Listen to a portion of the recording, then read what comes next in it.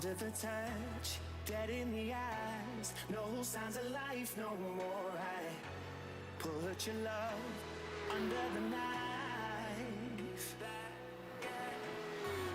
Leave me to die here all alone. No signs of life no more, no. A crying dove may never fly.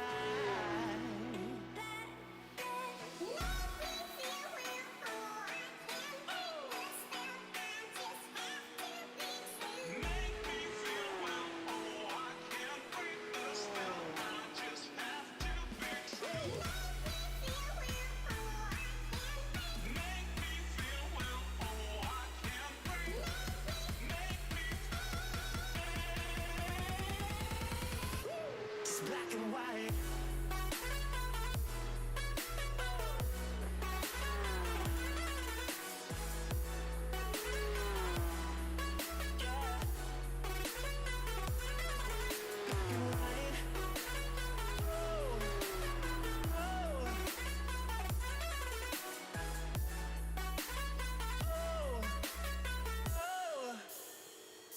It's black and white.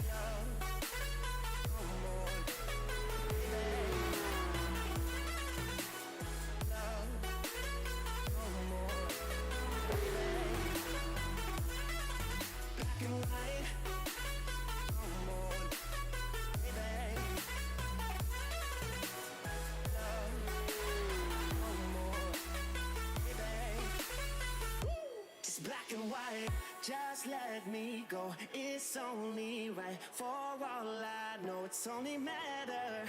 It's calico, it's black and white. Just let me go. It's only right. For all I know, it's only matter. It's calico, it's black and white. White, white, white.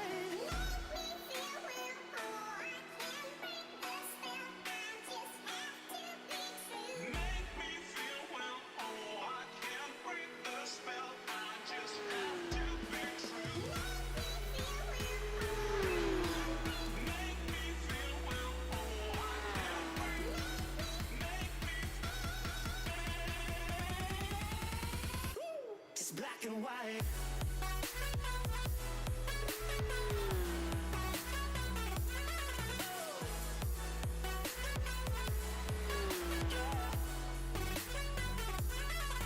Black and white.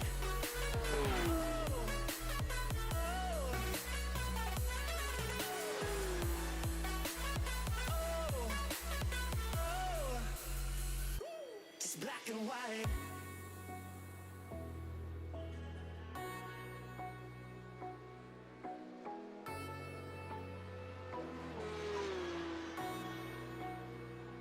It's black and white.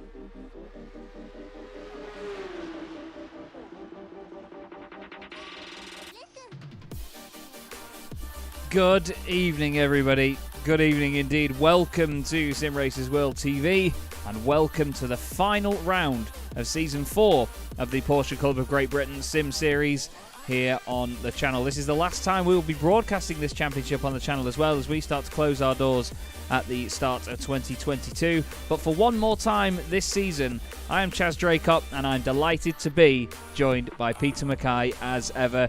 Temple of Speed, Peter. What a place to round this out. It's very fitting, isn't it, to come to this iconic venue to close off what has been a real thriller of a season. I mean, the 4th season of Porsche Club Sim Racing, and it's a 3-way fight for the title in the Pro class tonight. And will it be Christian Tsuruta? Will it be Jacob Toft? Will it be Austin Greatorex? Well, we'll know in under 2 hours' time. And I, for one, I'm very excited. And do you know what, Chaz? I feel very secure because last night I renewed my car insurance with a really competitive quote from the good folks at Lockton Insurance, the official insurer of the Porsche Club of Great Britain. So I feel relaxed, I feel content, and I feel happy. Well, I'm very glad that you do, mate. I'm very glad that you do indeed. Now, the guys are just out in qualifying at the moment. Now, of course, they have their lone qualifying session to go and get the job done here, so we need to keep an eye on them and see what's what. David Patching is one of the first cars out on the circuit, but as Peter mentioned there, we of course have the championship standings to think about. Jacob Toft is top of the pile with 190 points. He's had a hell of a season so far, and he's been very, very exciting at every single round that we have watched. His main rival, and the man that's second in the championship, is Austin Greatorex. He will be right with him all the way to the flag. He's on 182 points. Next up is Christian Tsuruta on 161, just on the brink of being able to get the job done tonight, but if he is outscored in the first round of the evening, or at least the first heat of the evening, then he will be out of championship contention, unfortunately. I am just updating the liveries as we speak, because Christian has informed us that tonight he's not flying in the bogey this evening, Peter. It's actually going to be the Flying Aubergine to match the Violet Beauregard purple of his 911. Not just any 911, Chaz, a GT3 RS. Oh, yes. In purple, and it doesn't it look fantastic. It's in fact a good replica of Christian's road car, because it's got the sort of Porsche Motorsport inspired stickers on it as well, the kind of black with gold piping on it as well, so it's designed to match Christian's road car. But yes, I think it looks rather swish in those colours. Black wheels as well to match with Christian's road car. I was going to think it's more like the flying aubergine emoji rather than an actual aubergine. It's because they're more like black, but it's more like an aubergine emoji. Yeah, I'd say so. Big giant aubergine emoji. Well, I'm just trying to get Trading Paints to actually play ball, because I've tried to get it to get stuff going. It's actually downloading the paints now. Apologies. So I'm currently still seeing the Flying Bogey. However, I have seen pictures of the aubergine before this. He posted them in the Discord earlier, and no, that's not a pun. But I think apparently, according to 11 Tenths as well in the YouTube chat, we've got a few drivers out there tonight that are going to be running some, let's just say, legacy liveries that we might have seen in previous rounds of the championship. I'm going to wait for them all to update, and then we'll take a look through them, because unfortunately at my end it's not updated yet. Trading Paints for some reason wasn't working, but it will be now. But this is a hell of a place to have lone qualifying on, isn't it? Because no one's going to get any help at all from any slipstreams anywhere around this circuit. This is all down to driver pace now. It is, yeah. It's all about the driver and the stopwatch. And the warm-up lap is very important to warm the tyres up enough to be able to set a hot lap, but also not overcook them by going too hard on the warm-up laps as well. And that's where the top drivers like Jacob Toft, Austin Greatorex, Christian Tsuruta, they're all very, very good at that. They put a lot of practice in to be able to develop that technique. So get your Omologato chronograph, racing-inspired chronograph at the ready to hit the time and see what Jacob Toft has got up his sleeve. He's been the qualifying king so far this season. He really has. He's absolutely on the money all of the time, every time. Out of the final corner, the Parabolica, he goes all the way out to the outside to make sure he extends the run out there. No times on the board as of yet. Everybody just completing their first times. There goes Carl Sharkey, 150.2, and he is instantly beaten by Christian Tsuruta. Baxter Jones goes second fastest, then it's Rieger and Haley. Sharp is fastest in the AM class at the moment. Let's not forget as well that we do have the Pro and AM classes. You see the different times at the top of the boards there. Red little stripes on the left-hand side signifies that they're a Pro driver. Blue for an AM. They also have the little colours on the windscreen banners as well that you will see. Danny Jones, currently 14th at the moment, 1.2 seconds off. He's going to want to improve on that. We know that Danny is quicker than that. Good stuff from Paul Rieger. And I'll be honest, I need to give a shout out to Mark Baxter-Jones because Mark has... Oh, he's actually on my screen, he's just in a solid blue car, but I think it's just not updated on Trading Paints yet. What's he seeing? Refresh. It's can I say it's the return of the world's fastest boiler company. Oh, Valiant. it's the Valiant livery. Valiant is back. Get in. Oh, I can't wait. On. I can't wait for it to update now. Trading Paints is apparently on 66%. But Mark took part recently in the Sim Racing Magazine special event that we hosted at Alton Park. And I've never seen Mark like it. He just drove away from absolutely everybody and decimated the field. He was absolutely incredible. And he's won both of the Sim Racing Magazine special events now. Simon Povey only just lost out on the one at Spa. He led every single lap except the very final corner in a almost 1 hour long race, bless him.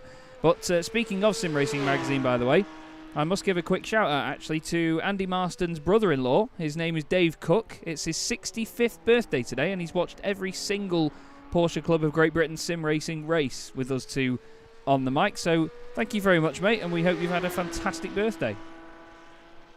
Oh, well, but many happy returns, and I think that's quite fitting that Dave Cook is going to cheer on the Pink Pig with all its respective butcher cuts identified as well. Yes, indeed. We need to actually have a look at Andrew Marston because... now it's actually showing Gilles Gardner there. Why? Not quite sure. Yeah, we're still waiting for this to update as well. We've got almost all of the deliveries in, so I do apologise, everybody, for most of them not showing right now, but Trading Paints, while it's trying to do this all at once, has been a bit of a nightmare, to be honest. But Baxter-Jones still fastest. Zaruta is second. Haley third, then Greater X. I say Baxter-Jones is still fastest. He's just gone fastest with that previous lap, so mega stuff again by Mark. Where is Jacob Tofts? He's just about to cross the line now. Let's see what he does, Peter. Over he comes then. What's this going to be for the young man, the championship leader, Jacob Tofts? 149.311 to beat. Nothing Don't coming see up. anything yet. Maybe not. Of course, here at Monza, it's quite easy to step over track limits, and if the iRacing system determines that you've stepped over track limits, then your lap is null and void, and you've got to go around and do it again. So Jacob Toss now under pressure. Well, now this would be a turn up, wouldn't it, Chaz? What if Jacob weren't able to set a time? Oh, it would start be from the back. Oh. That would be massive, massive championship implications. I must apologise to Simon Povey. I'm sorry, mate. I don't want to bring it up again and again, but I just have to make sure that at least, you know, if I just say that Mark won, you know, it doesn't give any credit to the other drivers, and you led every single lap of that race, mate. So, you know, still, it doesn't tell the full story. It has to be said. I'm trying to say it nicely, but I can't. Well, while we're talking about it, yeah, Simon, after leading every lap of that race and losing it on the final corner, I wonder what was written on his cup of coffee at the coffee shop for the next stage. I think it was, you know, bottle merchant, choke artist. It wouldn't be. It's the last round. We've got to let him get away with it. We've all done it. We've all done it. We have indeed, mate. We have indeed. Now, there's a bit of a delay on the overlay at the moment. For some reason, it's not picking up some of the info that's coming through, and I'm not sure why. That's definitely not Mark Johnson. That is Paul Goffin that we're looking at. And this is Stuart Clark. I think this is all coming about because I've been trying to re-download all of these paints. You know, it's just having a bit of a hissy fit right now as the overlay, and there you see it go on and off very quickly. As there you go. There it is. 7/10 faster than everybody else. Unbelievable, Jacob Tofts. Absolutely unbelievable. On his own round Monza, 3/4 of a second quicker. How on earth, Peter? I actually haven't a clue. I'm supposed to say something more intelligent than that, aren't I? But he's been so special, hasn't he? He's been really, really special. And myself and many others have been sort of virtual jabbing him in the ribs, saying, come on, you've got to go and try and qualify for things like the Porsche Tag Heuer Esports Super Cup, the Porsche Carrera Cup of Great Britain Esports. Jacob is that quick, he is that good, and he needs to back himself because he is plenty good enough, I Oh, think. yeah. Oh, definitely. An absolutely solid And he talent. needs to give everyone else a chance in this championship. Yeah, it's absolutely ridiculous, isn't it? But he's so modest about it as well. He's just, he's just such a sound guy about all of it. He's not rubbing it in. He's not being, he's not sort of being arrogant about any of it. But what a fantastic lad and what an incredible talent he is. So that means that, as Ryan Parkins has literally just pointed out, he's going to be on the front row with Austin Greatorex in Heat 1. Ooh. Oh, Senna and Prost. oh no. Oh, well, actually, no. I mean, Austin's got to be Nigel Mansell. I mean, let's be honest. Well, we're certainly not going to be shouting, "It's happened immediately," I hope, because that would be nightmare Repping scenario. the Birmingham Massive. So, session done with then, and here we go.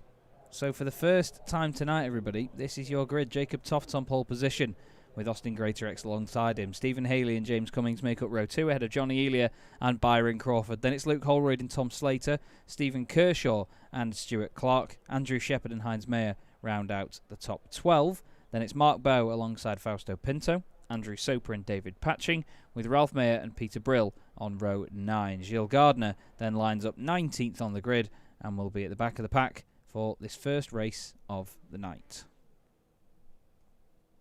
So then, plenty to think about tonight, Peter. Plenty to go in terms of deciding this championship. It could all change very, very quickly in either of these heats, couldn't it? We'll have to wait and see, I suppose, because there's not any knowing how this could go. Very true. Yeah, very true indeed. I mean, Austin Greatorex, yes, not there on pace, but he is there in position. Could that be the difference? It could indeed. Right then, let's get this underway, everybody. Tofts versus Greatorex off the front of the grid for the first time tonight, and they get going, and Stephen Haley's had a nightmare of a start, doesn't get going at all. Austin Greatorex has had a belter, though, gets into the lead, and he's in front of Jacob before turn 1. Now it's all about how he holds on to that. Byron Crawford as well, by the way, leading the AM drivers. Oh, it's great to see that 11/10 livery back on Johnny Elia's car next to him as well. These two go side by side on the exit. Byron is actually fighting for the AM Championship lead as well. He's currently leading it ahead of Rob Sharp and Mark Johnson. So Byron could go for this and take the title tonight. That's definitely something we need to keep an eye on as well. But these two at the front, locking horns already for this championship. Nice tidy start by everybody though, but Stephen Haley, bless him, absolutely went backwards there. 6 places dropped. You just got it all get through the second. Oh, somebody off. Big style. Peter I Brill. think it's one of the... Oh, dear. Oh, poor old Peter Brill. I was going to say, nearly everybody through the second chicane. It's so tricky through here, going over the sausage curbs, those dastardly things. That's all it takes. That didn't look like a mistake, really, did it? But that is cold tyres, sausage curb, not a nice. It's about as good a recipe as an undercooked sausage. It is indeed. I actually was watching a Porsche 992 race around here last night, actually, on an American server. I was commentating at 1:30 in the morning until about 3:30. And it was this same setup. However, it wasn't with heat racing. It was a 25-minute race and then a 45-minute race. And there were so many drivers that did just that. It's such an easy thing to do when you're pushing early on and the cold tyres really, really catching you out. Johnny Elia and Luke Holroyd are having a bit of a fight here. Luke's got his nose back down the inside. Look out for Tom Slater trying to come through as well. But at the front, the slipstreaming battle is beginning between Austin Greatorex and Jacob Tofts. Is Jacob going to just sit behind him here and bank some points? I don't think so. I think he's going to absolutely go for it, don't you? Yeah, I got a really good run out of the Parabolica, now known as Alboreto, and just set up the draft perfectly. But Jacob Tofts got to play this one really clever, because the slipstream effect at this circuit is obviously very important. It's a very low drag circuit, lots of straights, lots of full throttle. And look, here comes Austin Greatorex now. And immediately Jacob goes to the inside line, goes to protective line. Austin, is he going to manage to go all the way around the outside? It's a who dares on the brakes. Oh, this is so tight, can't really fit through there, but they do, somehow. Wow. Wonderful racing, great respect. Oh. Absolutely great, but oh no, I think Austin's got to slow down. Austin Greatorex, they're getting a slow down penalty. So the iRacing system determined that he cut the track, and that then orders you basically to slow down for a certain amount of time. Oh, that shot the fox. It really that's did. so frustrating.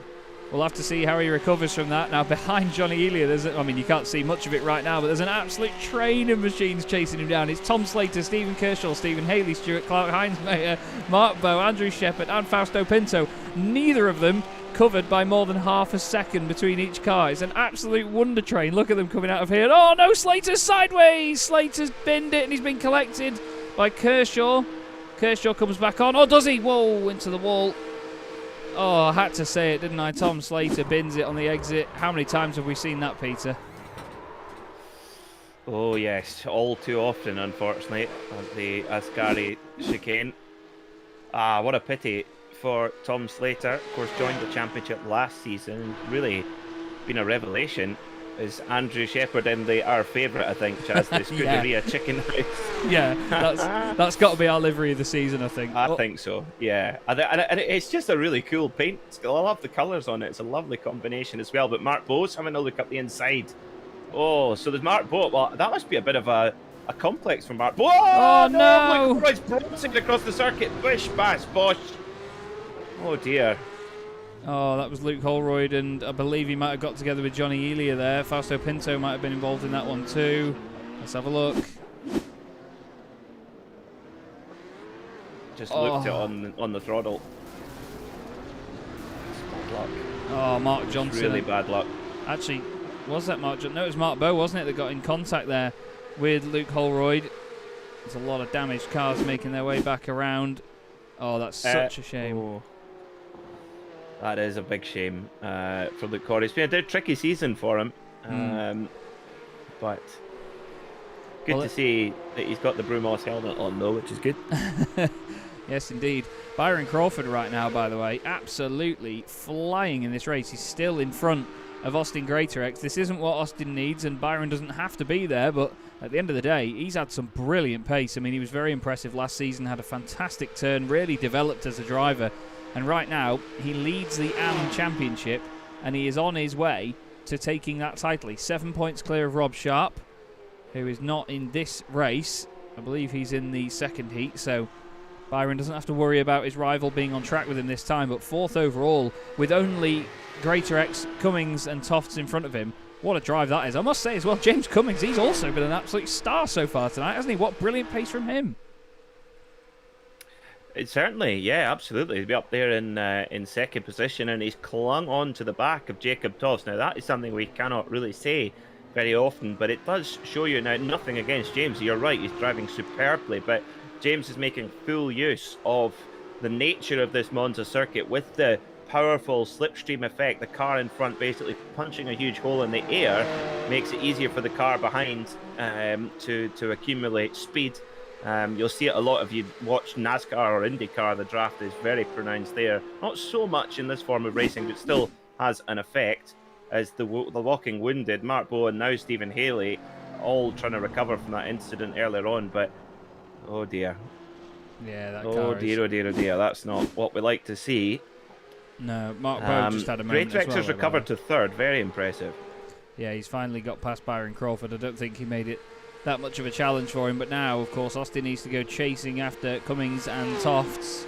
He's not going to get an easy ride when he gets to James, though. I don't think James is exactly going to let him past. Here's that battle still going on, by the way, between Andrew Shepherd and Heinz Mayer. This is for second in the AM class, while Johnny Elia in the Pro car is just behind. I do love seeing that 11 tenths machine back again. Like I said, wonderful looking car. They've had some fantastic liveries, those guys, over the seasons. And do you know which? So that is one of the it's a replica of one of the IROC Porsches for that Roger Penske ran in the mid 70s, and that specific one is the one that Emerson Fittipaldi drove.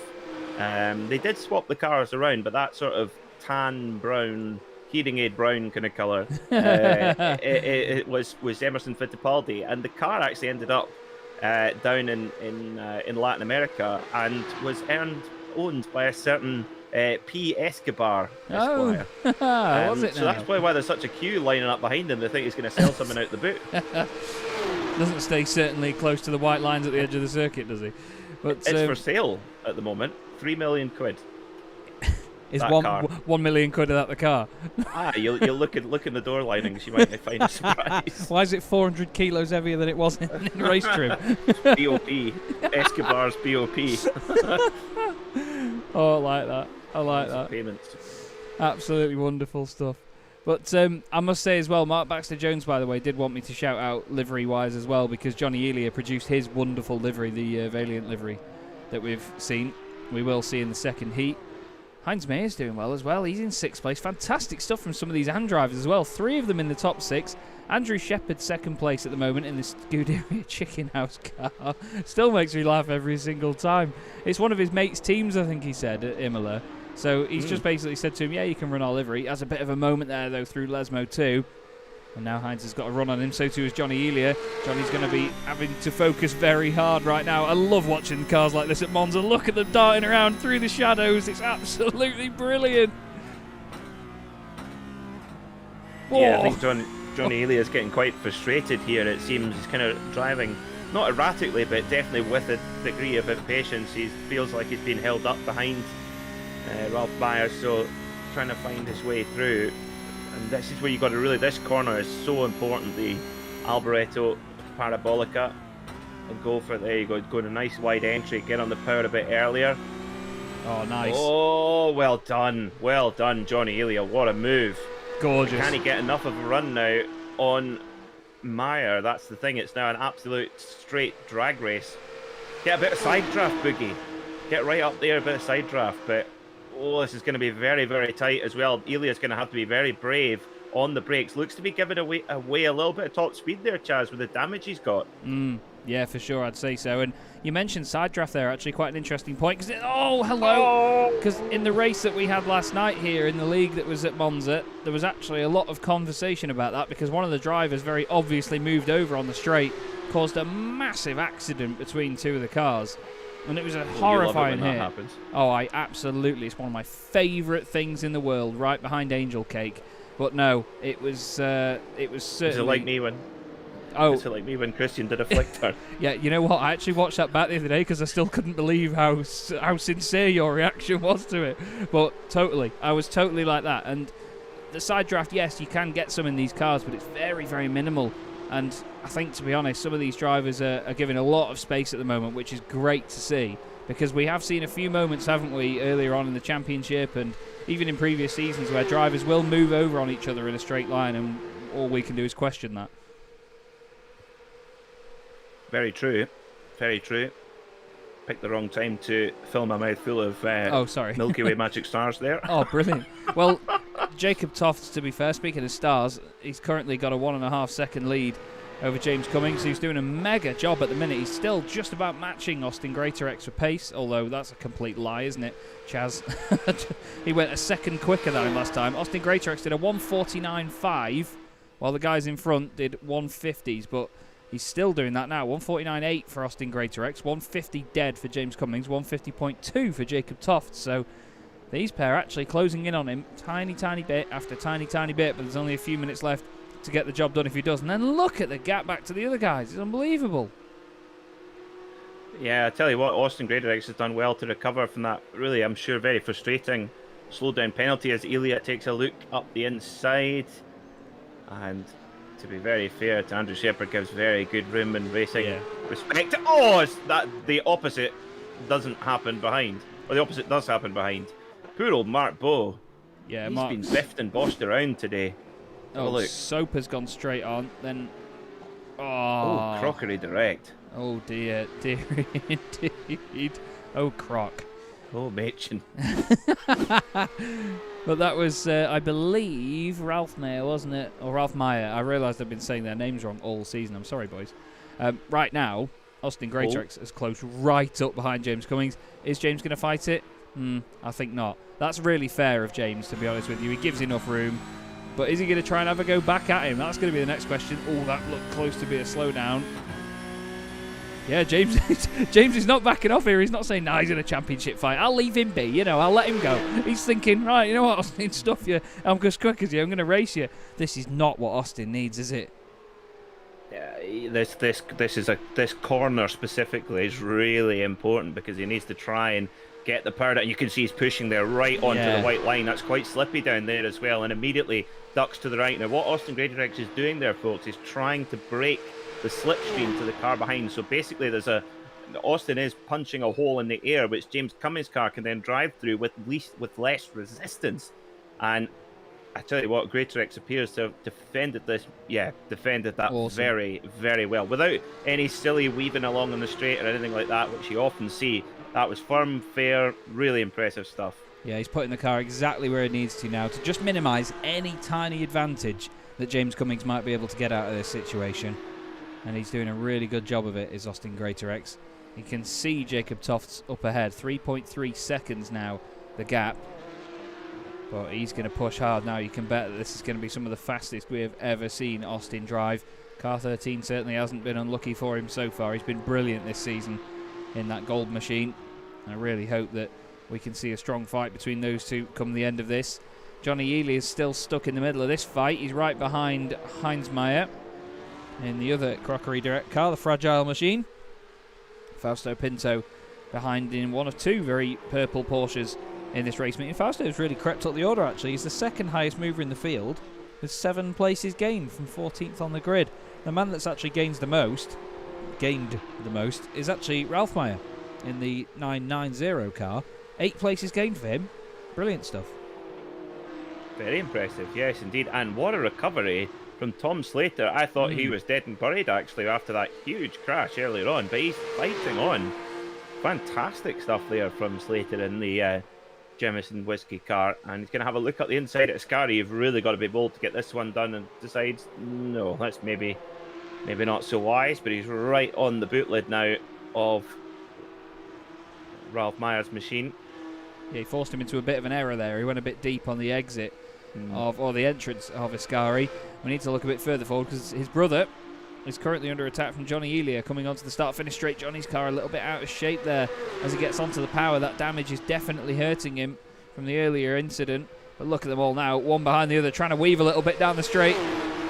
Johnny's going to go to the right. Is he going to give him much room? You can see the car's sort of pulling left. He's having to really be careful with the steering. Good stuff by Johnny, though.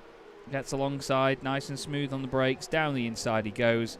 Great stuff. Fausto Pinto tries to take advantage there. But we're on the final lap now, Peter, and Jacob Toft is out front, 3.7 seconds. He has responded to Austin getting ahead of James, and he's gone half a second quicker. Oh, Ralph Meyer's binned it, apparently. That's a shame for Ralph Meyer, but yes, very impressive from Jacob Toft. However, Austin Greatorex has done exactly what he needs to do. Second place in the heat, that puts him just ahead of Jacob Toft on the grid for the feature race, but it means that Jacob pulls minimal points on him, much like last time out where Jacob won from pole in the heat and the feature, but Austin was right there in second place, so the actual loss of points was very small, even though the margin of victory was quite large. That is what Austin needs to do, because in the feature race, remember, they'll be starting right in the heart of the battle. Anything can happen there.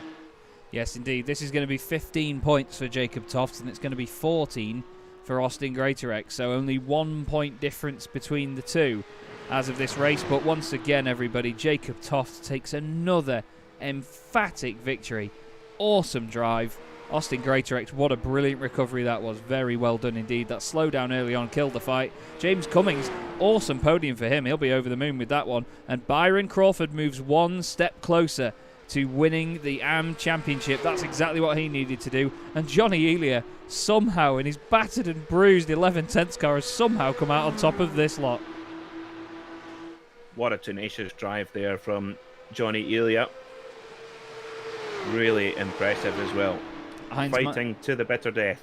That was Heinz Meyer and Fausto Pinto, second and third on the podium in their AM class. Jacob Toft's doing a few burnouts here just to celebrate. Tom Slater recovers to finish just ahead of David Patching and Stephen Kershaw. There is Stephen across the line. Ralph Meyer just beats Gilles Gardner across the line. That nearly went off like a bottle of pop. Andrew Soper crosses the line now with Stuart Clark just behind him as well. And Mark Bowe, well, he has had a very, very tough race as Mark. I think he might have even, he's been into the pits actually to get the car repaired. But still, finishes 16th, just misses out on points as far as I know. But unfortunately, he's got a lot more work to do tonight if he wants to get into that feature. Of course, the top 10 from that race go through. Or is it the top 15 that go through from that one? I can never remember. 15. Yeah, top 15 go through from that. So Stuart Clark does go into the final with Andrew Soper, Jill Gardner, and all of the others. And then we will have the consolation race for those that didn't go through very soon. And that will be then the top 10 that go in to the last one. Carl Hazelton in the chat. Good to see you, Carl. We hope you're well. Nice to have you joining us for the final Porsche Club of Great Britain Sim Series broadcast here on Simracersworld TV. It's been a hell of a ride. This is going to be a hell of a ride, though. Mark Baxter-Jones and Christian Zeruta on the front row. Paul Rieger and Rob Sharp on row 2. Don't forget, Rob is chasing Byron Crawford for the AM title. Carl Sharkey and Gary Tall on row 3, ahead of Mark Johnson and João Estevez on row 4. Then it's Oliver Cardine and Paul Goffin, Danny Jones and Amrit Sachdev on row 6. Ryan Penny then lines up alongside Paul Stout, with Josh Bailey, Mark Elvin, Gregory Butterworth, Andrew Marston and Chris Byram at the back. But race 2 about to get underway. Let's see what these boys can do now. Baxter-Jones leads them off the line. You can see all the cars stuttering and wobbling around. Straight over to the left-hand side goes Zeruta. Zeruta's got a lot of work to do here, Peter, but what a fantastic-looking gaggle we've got coming towards us. Well, only a win will do here for Zeruta. He needs every last point he can get, as Ryan Penny in the Porsche Chester machine manages to avoid those in front of him, luckily. Which is good, because that could have been a real bowling ball effect, but they all get through clean. Apart from that, as they pile down towards the second chicane, this is where it can be a real pinch point as well, but it's Zeruta who's got the whole shot from Mark Baxter-Jones, from Paul Rieger. Oh, Josh Bailey's had contact. He's going to come back across the apex, just gets missed. João Estevez is off the road as well, and the other car off. Was it the Pink Pig? Andrew Marston certainly had to gain back a bit of time. Oh, let's have a look. No, it was Josh Bailey and João Estevez. What has happened here? Oh no, he hit Danny Jones. It didn't even come up that Danny had gone off the circuit, but Danny gets absolutely piled into by Josh Bailey there. A little bit late on the brakes. João Estevez, I think, did it all on his own on that curb like we saw earlier. Yep, it's that inside curb, cold tyres, and when it lands, it just grips. And yeah, that's really unlucky there, but really unlucky for Danny Jones. This is where, of course, we race every 2 weeks here in the Porsche Club of Great Britain Sim Racing Championship, and in the off week, the drivers are welcome to join the fun race, which is kind of like a practice race where they do basically preparation for the upcoming event, and it's so important. Of course, we broadcast here on Simracersworld TV the Dynamics Endurance Championship. They pioneer it a lot, where it's a whole week of practice races before the main event. And for somewhere like that, turn 2, when you're in a full bunch of cars, your braking point on lap 1 is always earlier. And if you use the same braking point, you will be the bowling ball. It's very true indeed. The bowling ball was certainly sent in there, I'm afraid, but some great battles going on up and down the order. Mark Elvin still hasn't taken a jet wash to that car. Look at Ryan Penny sending it down the inside on the brakes there. That livery looks so good on this 992, doesn't it? I mean, not being biased, it just looks so good on this 992. So too does the Pink Pig. Yes, the Pink Pig has got, of course, all of the cuts on the original Pink Pig were like the cuts of meat that the butcher would make. Well, this is the Sim Racing Magazine Pink Pig. Ryan Penny's getting his elbows out here, going past Andrew Marston, who gives him good racing room, as he always does. You could bleep that out. You could not make that up. Sorry. We didn't. Oh my word. We're not laughing at that. I don't know where to go from that. I've never seen anything like it.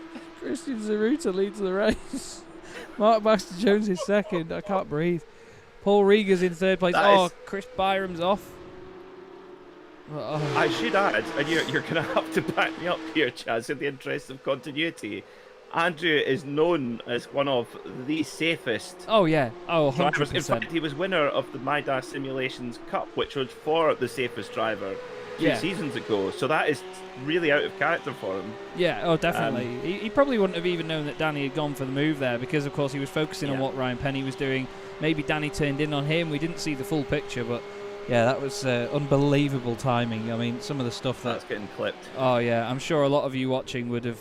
I mean, it's kind of an emotional broadcast, obviously being the last one here on Simracersworld TV.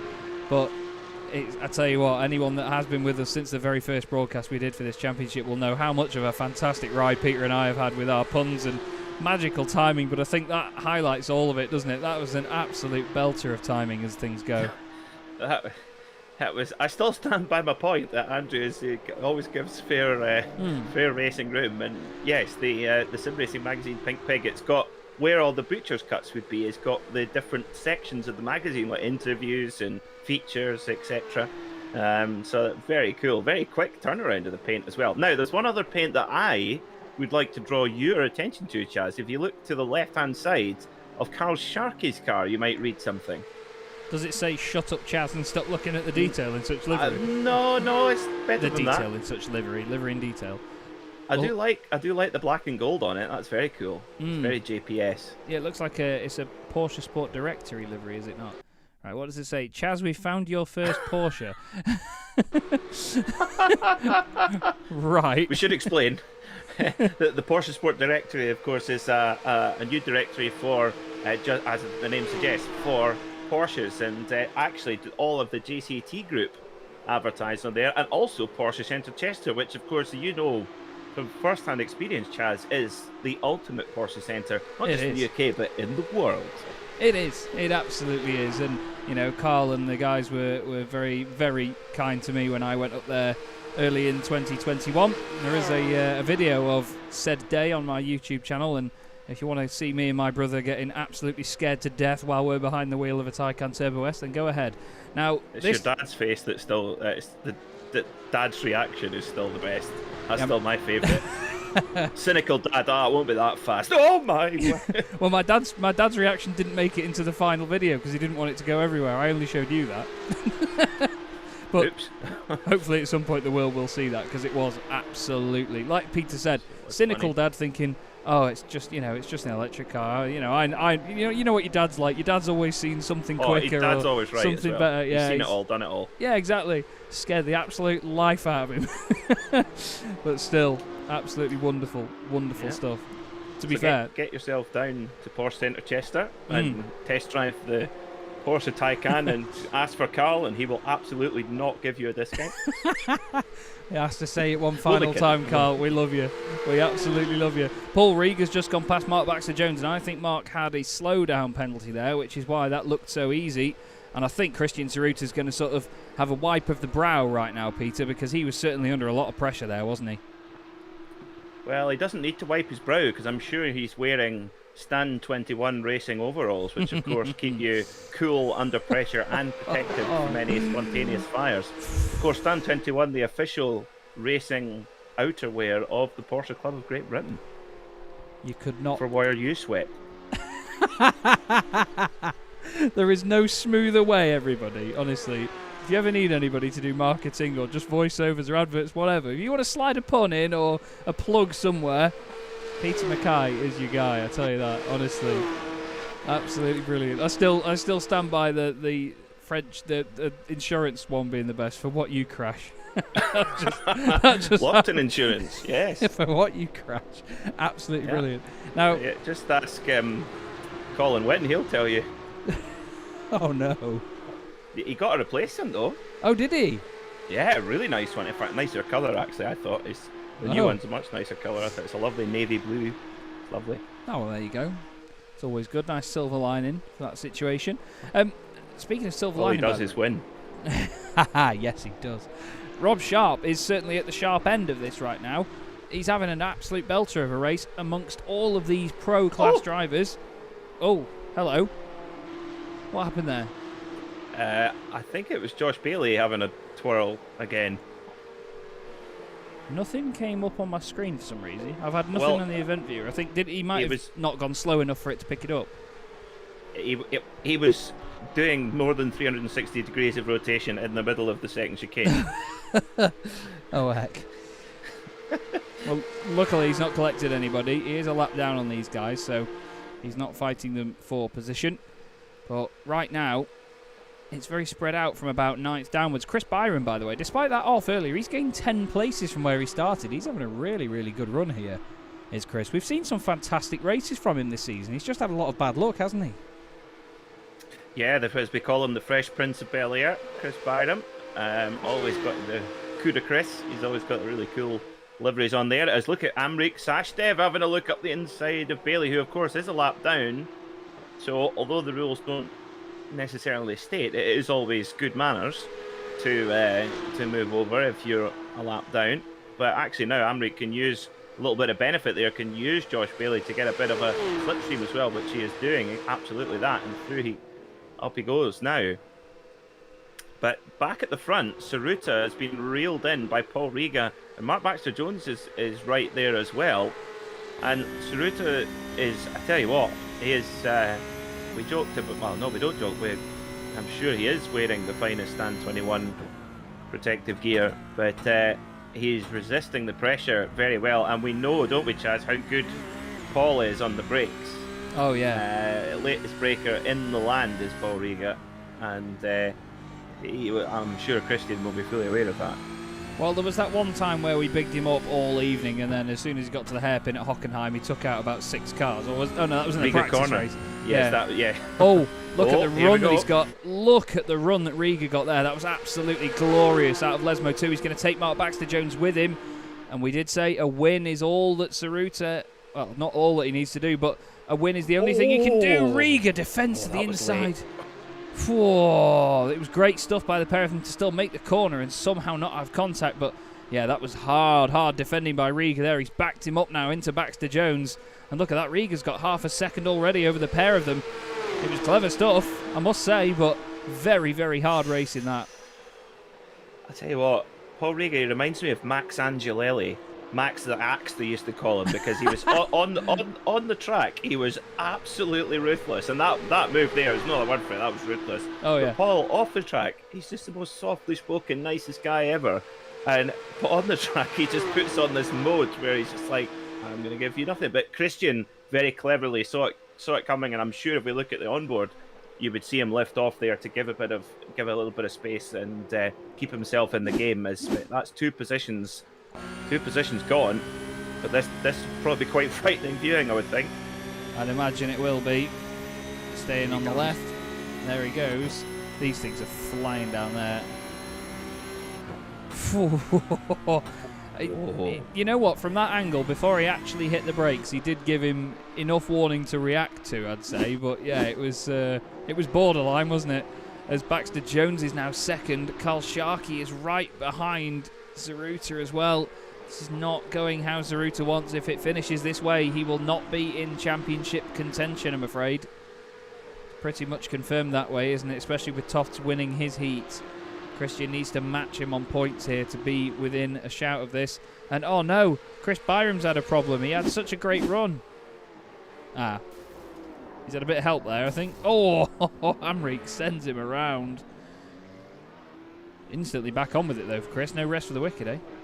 Oh, Amrik lets him go. Fair play to him. Amrik slowed down to let him back pass, but lost another place in the process. Well, I hope he doesn't have to move in with his uncle and auntie in Bel-Air after that one. After getting in one little fight. Oh, now Ryan Penny on the recovery drive here in the white, grey and green Porsche Centre Chester machine. Oh, the little edge rubs up to the dirty Mankini. Oh, dear me. Oh. Oh, all right, Danny. okay. Oh, yeah. I've just been that is, reminded. There appears to be a bit of a, like, Ryan Penny's kind of Teflon Ryan Penny. So that looks in his mirror going, oh, there's a crash. Oh dear. There's been a couple of times where he's just sort of escaped the scene of the crime quite quickly. Yeah, there's a meme that comes to mind. I'm not sure if anyone really will be able to relate, but there's a JJ the Jet Plane meme where he's just sort of flying away from something looking calm as anything, but there's just loads of explosions and things going on in the background behind him. And it's just like that. Oh, Baxter-Jones. It is going on at the front. Down the inside. One way then the other. Nearly contact, has to get out of it. Runs wide. That's a freebie for Saruta. Zaruta's back up to second, but he's slowed down by the momentum.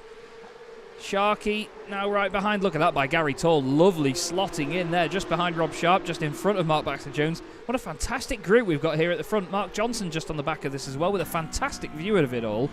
And we've only got a minute to go, Peter. This is classic Monza pack racing. We said this was what it'd be like, and we've been proven correct for a change. And well, Mark Johnson actually, he's sort of in the fight here as well, but could be quite wise to just watch how all this plays out. If you're right in the heat of the battle, you've got very little room for error, whereas Mark can react from this position. Is he close enough to make a move? Well, we'll find out. But yeah, that was, you're right, Chaz, that was a real freebie. Mark Baxter-Jones just tried to force a move on Riga that wasn't really there, but here he goes. He's going to have a look up the inside at the Parabolica. That'll compromise his exit now. It will indeed. And look, Mark Johnson closes right up to the back of them both. Gains a good few tenths there. Now the slipstreaming begins. We'll stay with him all the way down to the chicane, just so you can see the speed that these cars build up down here in the slipstream. They are phenomenally fast in a straight line. Nearly 270 kilometres an hour as we get to the brakes there. On the right hand side was João Esteves just coming back on the circuit, but you can literally see the leader only one corner ahead, and this is Mark Johnson in 7th position. It's phenomenal stuff from PCGB. Yeah, it's fantastic, and this is we couldn't dream of this level at the opening round at Donington Park of season 1, which, you know, was only summer 2020, and well, yeah, spring summer 2020, and yeah, that you just couldn't have dreamt it. And the drivers have all worked really hard. They've had a load of fun. They've done a huge amount of mileage between them, and they all know each other well now. And yeah, this is the kind of culmination of all of that, I think. And I think for the future, the championship will just kick on and go from strength to strength. But it's Paul Riga who leads for now. Can Tsuruta do anything about it? We kind of know that. I mean, even mathematically, it's going to be very, very much of a long shot anyway. But if Tsuruta can win the heat, I think that still keeps him in it just. But I could be wrong. Yeah, I think he'll be literally on an outside chance. So if he does win this heat, then he has to basically win the race with Tofts getting barely any points. I don't think Tofts can score, actually, for Tsuruta to win the championship. But he wants to take it right down to the wire. He's only got one more corner to go. As I've been corrected by Cameron Fife in the chat, thank you very much, mate. It is, of course, Curva Alboreto. We did touch on it earlier, but still, it's very natural to call it the Parabolica.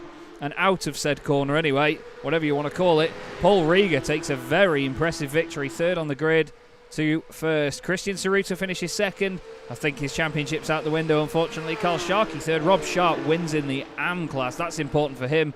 Johnson is second in class, and then a while back, but still in third place in class, 8th overall, Paul Goffin is going to get on the podium there. Very, very well done to Paul. Paul Stout just behind him, and then Chris Byram.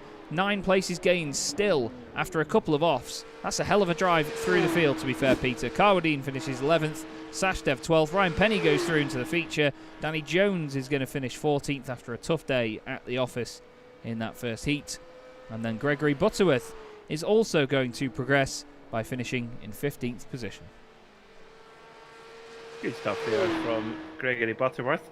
Brilliant story, actually, while we have a moment with about Gregory. He drives a GT3, a Porsche, so he's got a fine taste, and he shared a story about when he was going through the McDonald's drive-through with the car, and instead of, you know, writing like the person's name on, they ask for your name, like for your coffee or your meal or whatever, and they hadn't even bothered asking for his name. They just saw written on the receipt, "Sexy car." Now that is a compliment, absolute compliment. It's a statement of fact, is what that is. It is indeed, mate. We have the final of the heats, let's say. This is the Consolation now, so the drivers that didn't get through into the feature, and it seems that it was 10 actually that go through, because we've got Ryan Penny in there and I just said he got through, so apologies guys. Stephen Kershaw and Oliver Carwadine will share the front row. Then it's Ralph Meyer and Amrik Sashdev, Gilles Gardner and Ryan Penny on row 3. Then it's Andrew Soper alongside Danny Jones, Stuart Clark and Gregory Butterworth. Then it's Mark Bowe and Andrew Marston, with Peter Brill and Mark Elvin just behind. Stephen Haley, watch out for him coming through, will be ahead of João Esteves. Then it's Luke Holroyd and Josh Bailey at the back of the field. Luke Holroyd, another one that will be definitely coming through there from the back, but this one's about to get underway now. The lights come on, Peter. Anyone you've got your eye on? Holroyd from the back. Oh, looks like Ralph Mayer's just jumped the start. Potentially the car certainly moved. Does get going. Wonderful start by Andrew Soper. Gilles Gardner went absolutely nowhere in that situation. Holroyd at the back of the field is definitely one to watch coming through. You can see he's playing it safe. He's hanging back, waiting for the shenanigans at the chicane. Let's see how they all get on. A little bit of tapping here and there. They come to a stop. Ralph Mayer goes straight on. There was literally a car stopped on the inside. Andrew Marston just parks the car, gets ready for some more shenanigans in front. Everybody keeps it nice and tidy. Ralph Mayer has gained a lot of places, but of course he's going to have a mammoth slowdown from that one. Yeah, in that kind of turn one gaggle, you do see a lot of drivers that don't protest too much to be forced out the road. And oh, as Butterworth gets a wee nibble from the Haribo Bear, Danny Jones, but manages to hang on to it. Well done on cold tyres. It's not easy. Oh, Jones really up for it there, trying to get a move done on Andrew Soper. A few slowdowns being served there. Carbadine on the inside in the IMSA Matmut Performance car, of course, an inferior insurance company compared to Lockton Insurance. Don't bother. Go to Lockton. Fantastic scenes as they all race through the broken sunlight down towards, well, up towards Ascari, all fanning out. That's Holroyd looking down the inside of Bailey. Whoa! Leans on Peter Brill. Oh, Josh, he's had a very, very hard night. He's had a very tough season. Oh, it's Butterworth. Butterworth's off. And he's in the wall hard. We've seen a lot of cars go into that wall there. Oh, wow. Careful. Wow, oh, wow. Mark Elvin got away with that one there, I have to say, mate. I have to say. This is going to be scary. Very dirty Mankini after that one. Yes, indeed. Oh, wrong car, Chaz. Ready? That was focusing. Carwadine in the pits. I think he felt like he might have made contact with somebody. Of course, they have the orange zone rule in this championship, which we've not seen too many reasons for in recent times. As here we go, 3 wide into the first chicane. Place your bets. Ooh. My teeth are very dry, Yeah. but they all get through. Stephen Haley gets the move done. There's Luke Holroyd up into 10th place from near the back of the pack. Yeah, and the orange zone rule basically is if a driver feels like they have caused an incident, then they go take themselves on lap 1 only. They take themselves for a drive-through penalty. And here at Monza, I think it's 37 miles an hour. It's a long, slow, boring run down the pit lane. So you do not want to get that drive-through penalty here. That's why you see the drivers just taking it a little bit easier in the early stage. Now, who is that pulling over? Is that Mark Bo? Yeah, he's had a slowdown penalty again. I think for the big one too. Absolute nightmare for Mark Bowe. He's had such a tough evening as well in that car. Luke Holroyd goes through. He's gained 8 places so far. Stephen Haley has gained 9. Started 17th on the grid.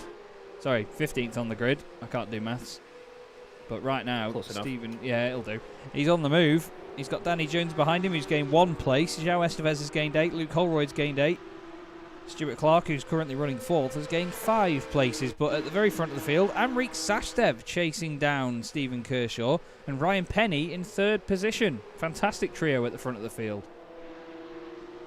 Oh, Ryan certainly trying hard. He's got a wee bump on the back of the car there, maybe just been dinged, but it's all right. If he's covered by Lockton, they'll look after it, no problem at all, and it'll be good as new in no time.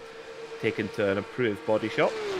I was just going to say, sorry, Peter, the way that these guys go across that white line on the right-hand side of the circuit when they cross the start-finish line, what is your view on that line and its uses? I'm sure Max Verstappen and Lewis Hamilton will give you their respective views on it. Of course, it played a factor there too, didn't it? In a way, yeah, it's a strange one, but it depends on the style of racing. Yeah. They obviously do endurance racing here as well as sprint, and endurance is quite important. If you've got a slower class car just coming out of the pits, getting up to speed again, it's keeps the lanes segregated as all. That might be a big slowdown there for Amrik Sashdev. Oh, sorry, I was more referring to the white line that comes out near the start-finish line under the podium, like early on as you come onto the straight.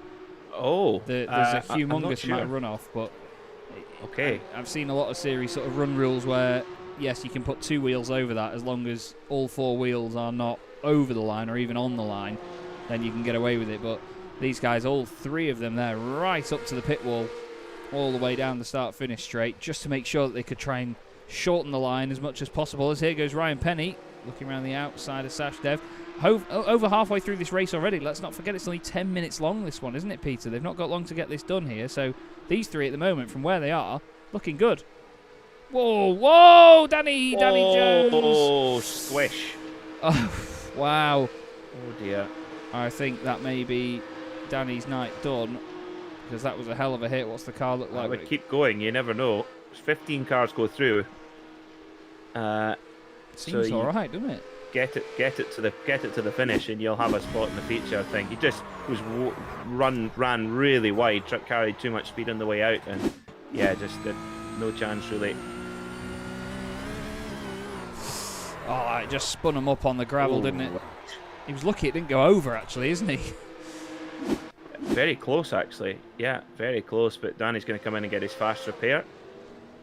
Spare car, effectively. But Sashdev's carried on, so it hasn't held them back too much to slow down. So Ryan Penny leads from Amrik Sashdev. Now, if I'm not mistaken, yes, what has happened to Kershaw? He has dropped out. I hope that's not a internet connection issue. I think it might be, actually. Do you know? Oh, there it goes. That's galling. Oh, mate. Oh, there's nothing worse. So what we've seen there, folks, we see Stephen Kershaw's car just disappear. That is effectively his internet cutting. It doesn't need to cut for very long, and that's it, game over. It's a bit like a sudden engine blow up or a sudden electrical failure in a racing car. It's kind of our version of it in some race. It doesn't happen all that often, but when it does, Amrik Sashdev and Ryan Penny will be going, oh dear. He will indeed. Ryan goes to the right-hand side. Penny. In for a penny, in for a pound. He is in for a pound there. Wow. Feisty stuff from Ryan Penny. Stephen Haley got past in the background. Sorry, go on. Amrik Sashdev, of course, from 360 Financial Management. He's thinking, what are you talking about, pal? You talking pennies, I talking pounds. I like that fighting talk between those pair. Or potential fighting talk. Now, would this be a first-time PCGB win for both of these? I'm pretty sure it is for Ryan Penny. Is it for Amo as well? Stateside Sashdev. I think it might be, you know. That's if Stephen Haley doesn't have anything to do with it, because we know how quick Stephen is. He's just done the fastest lap of the race, a 1:49.7. Guys in front doing 1:51.3 and a 1:52.0. So right now, Stephen's going to try and get past these two as cleanly as possible. He's got probably one more lap after this one to do it. But even in class, I think this may be a first win for Ryan Penny. Not sure if either of them have won a race outright yet. I don't think they have. I think Amrik's won his class outright, though, I'm sure. Yes, I think so. Yeah. You know he's going to correct us as well. We're going to get a message about 2 days from now saying, how can you not remember me? Oh, no, Ryan! Oh, Ryan. He's just overcooked it on the brakes, but he has the track position for now, but he will have to serve the slow down penalty. Oh, as Sashdev goes wide.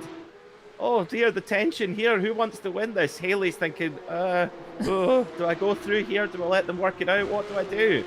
And he's got the run on Penny now, and Penny's going to have to slow down, surely. I think if he was going slowly enough over it, it might not have given him one.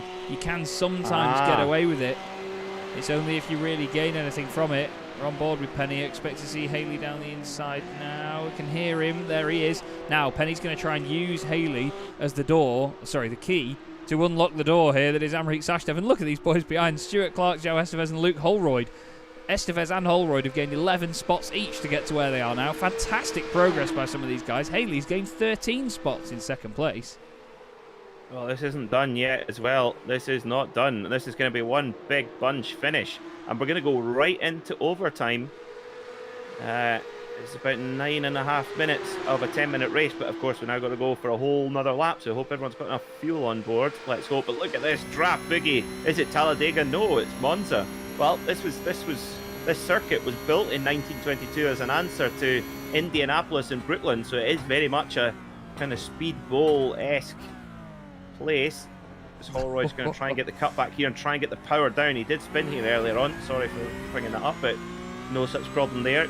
Using the characteristic traction of a Porsche 911 engine right over the rear wheels, and it just boogied out the corner.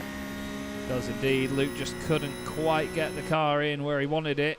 Here's Stephen Haley having a go at Amrik Sashdev. Moves one way, then the other. Amrik's got it sorted on the brakes. Stephen's just trying to sort of toy with him at the moment, I think. Just try and make a mistake. Oh, Ryan Penny's under a lot of pressure and in a lot of trouble right now. Stuart Clark right behind him. Stuart, a multiple winner in the championship in terms of the class. He's also won a race outright as well, if I remember rightly, back at Alton Park. I think it was season 2 or season 3. Still, the lead battle goes on. These four all stuck together.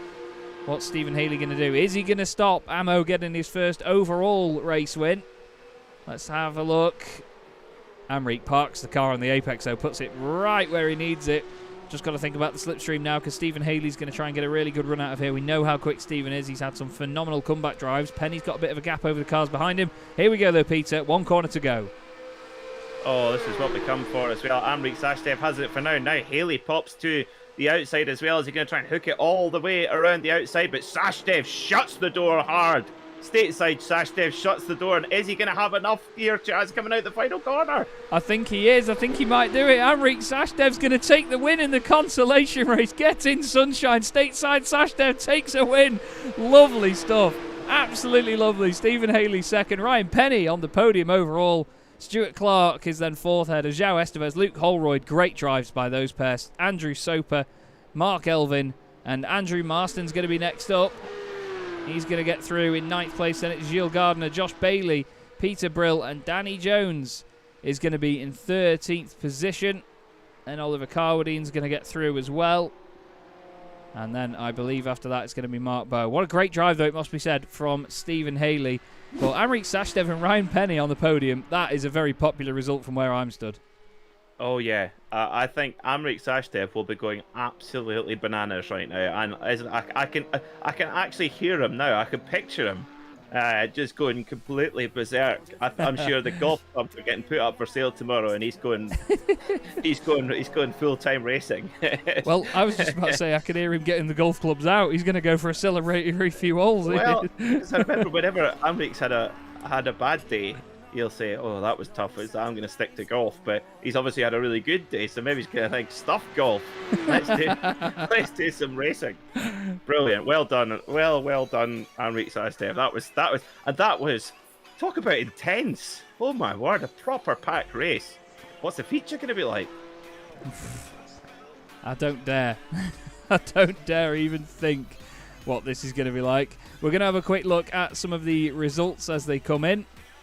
And we will show you now the very first result of the night, which was the first heat, which came our way, which was Jacob Toft taking the win from Austin Greater X. Those two are going to be right in it when it comes to the end of this title. James Cummings was in 3rd place.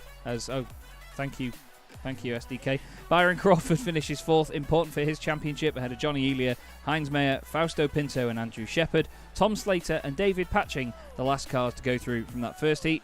And Peter MacKay will take it away, I hope, with Heat 2. And I knew you were going to ask me, so I didn't take a mouthful of Milky Way Magic Yes, Stars mate. this time. Paul Riga, what a drive. We were straight into the consolation race, so we didn't get to mention much about it, but a super performance from Paul Riga. 3/10 to the good from Christian Cerruto, who gave it everything, but we have a confirmation now, unfortunately out of the title battle, but watch out for that purple car, the Violet Beauregard in the feature race. Maybe we could see Cerruto sign off on a win. Carl Sharkey completes the podium in 3rd, with Rob Sharp matching the result of his big rival Brian Crawford for the AM Championship in 4th. Gary Toll was 5th, followed by Mark Baxter Jones, Mark Johnson, Paul Goffin, Paul Stout and Chris Byram rounds out the top 10. Oliver Carradine was 11th, followed by Amrik Sashdev, who marched on to win the consolation race. What a drive. Ryan Penny was 13th, followed by Danny Jones, Gregory Butterworth, Andrew Marston in the Pink Pig, Mark Elvin in 17th, and João Estevez in 18th place. Thank you very much, Peter. And as we just saw there, everybody, the consolation race results. Amrik Sashdev wins by just over 1/10 of a second from Stephen Haley. Ryan Penny completes your podium. Stuart Clark was 4th, ahead of João Estevez, with Luke Holroyd and Andrew Soper. Then it was Mark Elvin in 8th position, ahead of Andrew Marston and Gilles Gardner. Josh Bailey, Peter Brill, Danny Jones, Oliver Carwadine and Mark Bowe complete the drivers that go through. But unfortunately, it's the end of the night for Ralph Meyer, Stephen Kershaw, and Gregory Butterworth. So right now, the guys are just out there in warm-up. But if you give Peter and I just a few minutes, and please forgive me for this, just a second as we check how long warm-up is. It is literally just 5 minutes. So if you just give me and Peter maybe 2 minutes here, we will be right back with you very, very shortly on Simracersworld TV, and we'll get this final race of the night underway.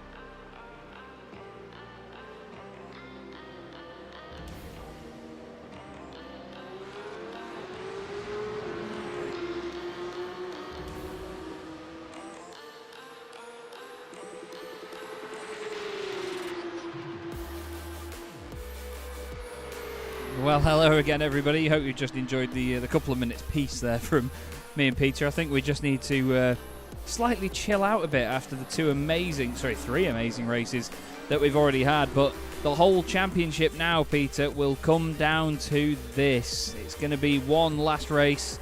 Of course, Jacob Tofts is going to be putting everything in. And this one, you can see him practicing his starts there. We're going to have, of course, Austin Greatorex going for it as well. A real shame that Christian Tsuruta won't quite be able to take the championship there. But still, it's going to be an amazing final race either way.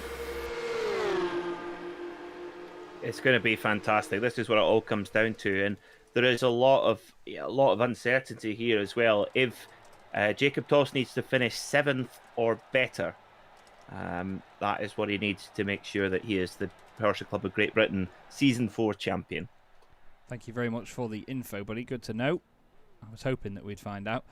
We just need to have a look at the grid then before we get going, but this is going to go by very quickly. So it's Chris Byram and David Patching on the front row, then it's Paul Stout, Tom Slater, Paul Goffin, Andrew Shepherd, Mark Johnson, Fausto Pinto, Mark Baxter-Jones, Heinz Mayer, Gary Tall, Johnny Elia, Rob Sharp, Byron Crawford, Carl Sharkey, James Cummings, Christian Tsuruta, Austin Greatorex, Paul Rieger, Jacob Tofts, Amrit Sashdev, Stephen Haley, Ryan Penny and Stuart Clark, João Estevez, Luke Holroyd, Andrew Soper, Mark Elvin, Andrew Marston, Jill Gardner, Josh Bailey, Peter Brill, Danny Jones, Oliver Carwadine and Mark Bowe at the back of the pack. Terms and conditions apply. Yes, they do indeed. Apologies if that was too quick, everybody, because I know there's not much information to go off there, but still, we need to get this underway because the final race of Season 4 of the Porsche Club of Great Britain Sim Series from Monza is underway. A lot of them use the launch control off the line, gets a wonderful, wonderful dig into the ground from the rear wheels, and look at that wonderful field heading down towards us. Chris Byram at the front of it, David Patching in second place, look for Tom Slater on the inside. Patching goes flying down the inside, there's a car off in the background. Oh, it's Tsuruta. Christian Tsuruta's off, Josh Bailey's off as well. David Patching's flying down the order. We've got a few cars having a bit of shenanigans in the middle of the chicane, Peter. Looks like our championship protagonists are through it. There's Austin Greatorex. Where is Jacob Toft? He's just 2 places behind him. Greatorex made a really good start there as well. I think I'd love to see an onboard with him coming down into turn 1, because I think Tsuruta span right in front of him, but somehow manages to get through as well. That's good. We did not want... Oh, dear, Paul Stout straight in the wall. One of the prettiest. We did not want to see it, the championship decided by, by a uncontrollable blunder. We want to see it as a hard fight on track, and so far, that's what we've got as well. So you can see Greatorex there in the gold car, the number 13, and just 2 behind is Jacob Toss in the kind of mint car. So all through clean. But yeah, I think I'd love to see Austin Greatorex's onboard from the start, because that looked close. Yes, indeed. We will have a look at it in just a second. We're just waiting for some of this to fan out, because we've got a hell of a lot of fights going on. Paul Rieger side by side with Heinz Meyer. Austin Greatorex in the middle of this with Carl Sharkey. Right behind him, of course, is Byron Crawford, who's hoping to take the AM title in this final race. He's racing Rob Sharp in this. Rob is up in 8th position as well, so that could be detrimental to Byron's championship. Coming into this race meeting, there was only 7 points between the two of them. Got to really be careful as this goes on, but he's not taking any chances. Look, he wants to put his nose down the inside and get on with it. Jacob Toft is hung out to dry on the outside here. Actually, sorry, no, that was Luke Holroyd. Oh, Andrew Shepherd. No. Was that Shepherd? No, sorry, it's Haley. Oh, it's always Stephen Haley. He's such an exciting driver to watch, but it just always seems to be involved in incident. Whether it's his own fault or someone else's, it's just always seems to be him. Mark Johnson 3 wide with Baxter Jones and Goffin on the way into turn 1. Wow, that was good by Mark. Very good indeed. Johnson's off though. And that was just a trio, a triangle of proper classic Porsche liveries. We had Porsche Salzburg on the left, Valiant in the middle, and Martini on the right. I'm overly excited. Yeah, indeed. Unsurprisingly as well. Now we are getting a bit of background help as well on the points, just making sure. So in the feature race that we have here, it's slightly more points basically. I think the points are given based on overall position as well. That's what I take from the championship points anyway, the fact that some of these guys have got a considerable amount less than the others.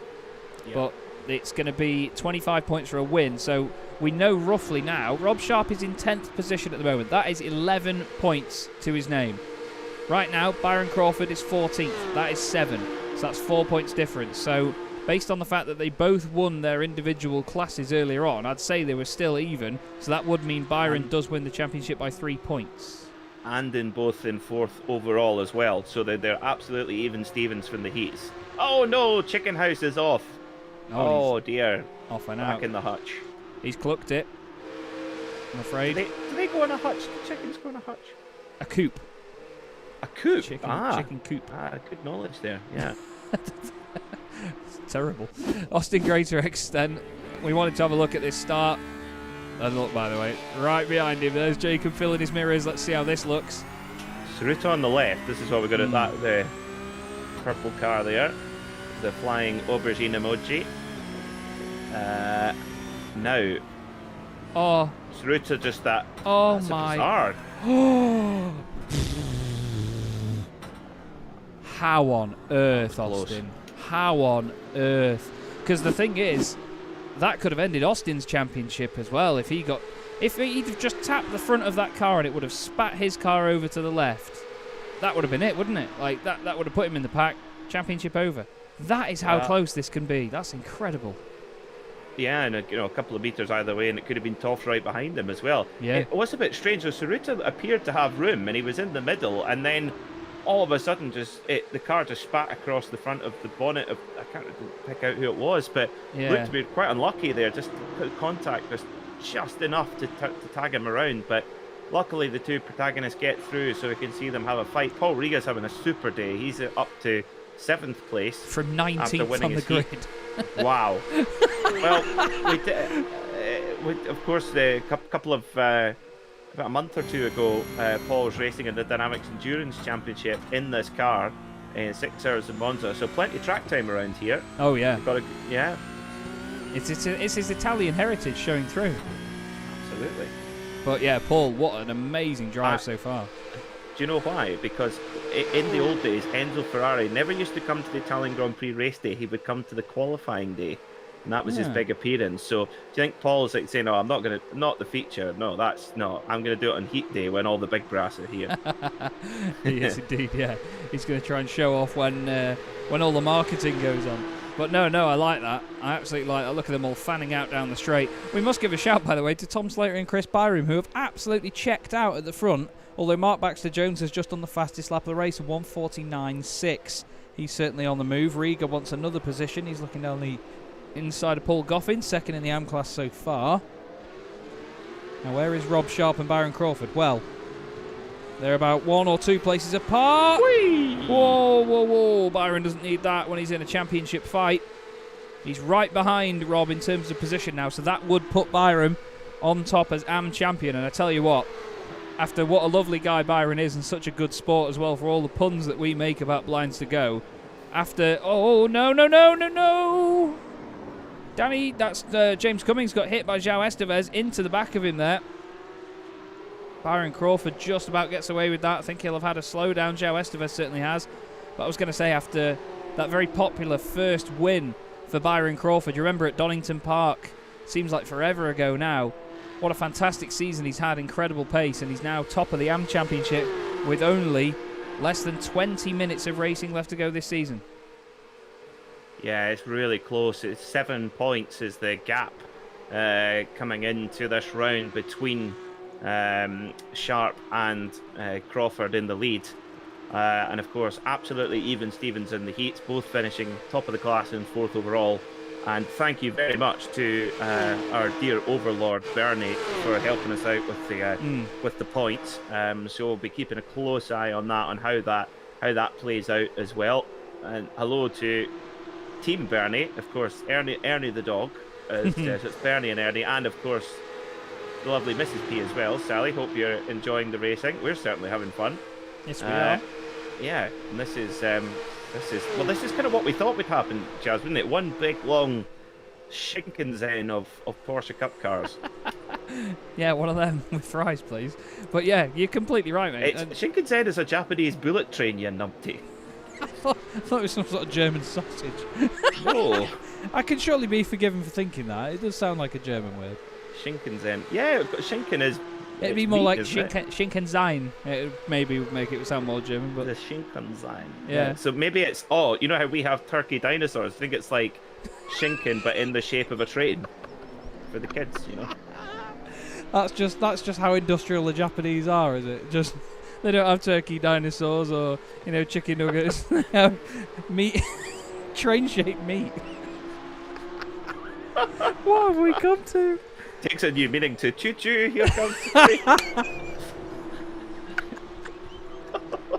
Last day of school. Oh, dear.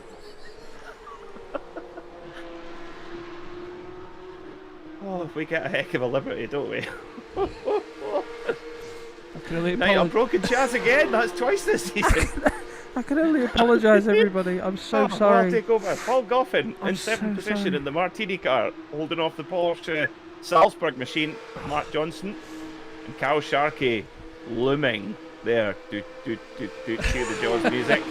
He is indeed. I'm so sorry, everybody. I tried to control that as best I could. I think I broke a rib. Oh, right. There is an amazing fight going on behind Carl. We have to point this out, though. There is Austin Greatorex. He needs to break forward here. He is trying for the championship, but he just needs Jacob to be long gone behind. Now, that's the back of Jacob's car. That's no use to man nor beast. But to be fair, Jacob could just sit here right now, can't he, and be happy with this. And that's it, and he'll be done. Champion. That's it. Yeah, he's got that luxury of that little gap to Austin Greatorex, but, he's in a very big bunch here now. Is he going to try and make a move? Is he going to try and pick the ball? Oh, that won't help. That won't help at all. No, it won't. Oh, dear. That's going to go down like a cup of cold sick with the organisers, I'm sure. Now... Especially when Carl is one.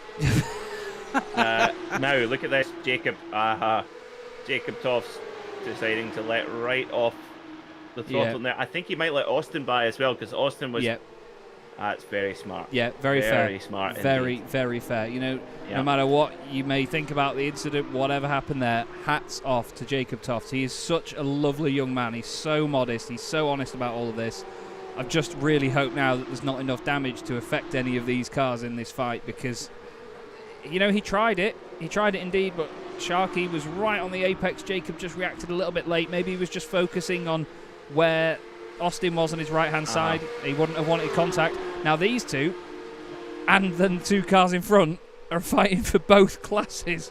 We've got the 2 Pro Championship protagonists and then the 2 AM Championship protagonists right together. Byron Crawford's out wide. Jacob Toft gives him the room. Like you say though, Peter, he's got that luxury. He does not need to send it right now, does he? He does not need to go for it down the inside. We've had 2 moments we just need to have a quick look back at though. We had this between Soper and Haley, the 2 of them coming together into Alboreto. And unfortunately that emergency vehicle is going nowhere. And then this is what happened for Jacob Toft coming down into the chicane. So we'll slow it down for you. It'll go very quiet, but you can see Carl Sharkey's just holding back there because he needs to make sure he doesn't make contact with the car in front. Jacob's got his nose down the inside. He's on the brakes, just lifts it around. And then behind him, Fausto Pinto gets into the back of his car. Rob Sharp into him. Byron Crawford into him. Austin actually got away with that, I'd say, because look, he's on the gravel on the outside and he manages not to make contact with anybody. Do you know, I tell you what, that was just an unfortunate one as well. I think it's very good of Jacob to let it by, but it did seem that sort of Sharky was sort of squeezed a little bit and didn't really have anywhere to go, so that just killed his momentum a little bit, and that kind of caught Jacob out. But if you go for the move, you've got to make, you know, you've got to obviously look ahead, and I'm sure obviously Jacob will be looking ahead. But yeah, it's just one of these unfortunate things. But there can be no fallback there, having given not just one place but many places back for all those in the group. But the again, he's just playing this one super smart. He's effectively just shadowing Austin all the way through, and that's all he needs to do. He's got enough of a margin to do that, but we're only halfway. This is going to be a long 12 or 13 minutes for both Austin Greatorex and Jacob Toft. Yeah, it is indeed. And to be fair, right now in 10th and 11th places they will get 11 and 10 points respectively, so this currently means that Jacob will only lose 1 point in the championship to Austin Greatorex. That is not enough for Austin to take the title, but at least it's going down to a big old scrap near the end though. It is right on the line and Jacob has to play this cute. Austin just has to absolutely go for it, and we know when Austin wants to, he can be a real machine with this sort of thing. But once he gets past Carl Sharkey right now, if he does, that is, we know how good Carl is at defending. He's then got to catch 3 seconds to Paul Goffin and the other guys in front. Gary Toll's having a fight with Johnny Elia. These guys and Paul Rieger have been very under the radar this race, but they're all fighting together a bit further up. This is for 3rd, 4th and 5th in the Pro category. Rieger tries to get alongside Johnny, gets a good run out of it. Can he do anything into the Del Roggia, do you reckon?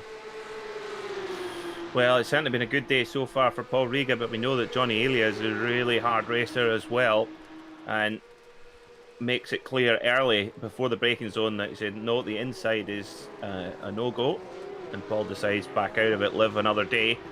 It's super stuff, but this does mean a big gap from Gary Toll up to Mark Baxter-Jones, 5 seconds up to the podium. Yeah, and who's going to sign off with a victory here? I mean, this is just fantastic stuff. Tom Slater, he fought back very well from a big accident in the heat, and well, what a recovery. But also Chris Byram as well. Likewise, it's the comeback kids at the front. Yeah, it is. I mean, Chris, we saw him off and spinning at least twice, maybe even 3 times during the Consolation race alone. And he's come right through the order here. Well, I say through the order, obviously, in terms of positions over the night. He started this race on pole position, but even so, he's only lost 1 place so far, while all of the shenanigans happens behind him. But he's just put in an amazing effort to make sure he's right up there. He's leading the AM category by a long, long way. His next rival in the class is Mark Johnson, all the way back here in 7th place. He's got Paul Goffin behind. Now, Greatorex has got ahead of Carl Sharkey. Let's try and have a look at this.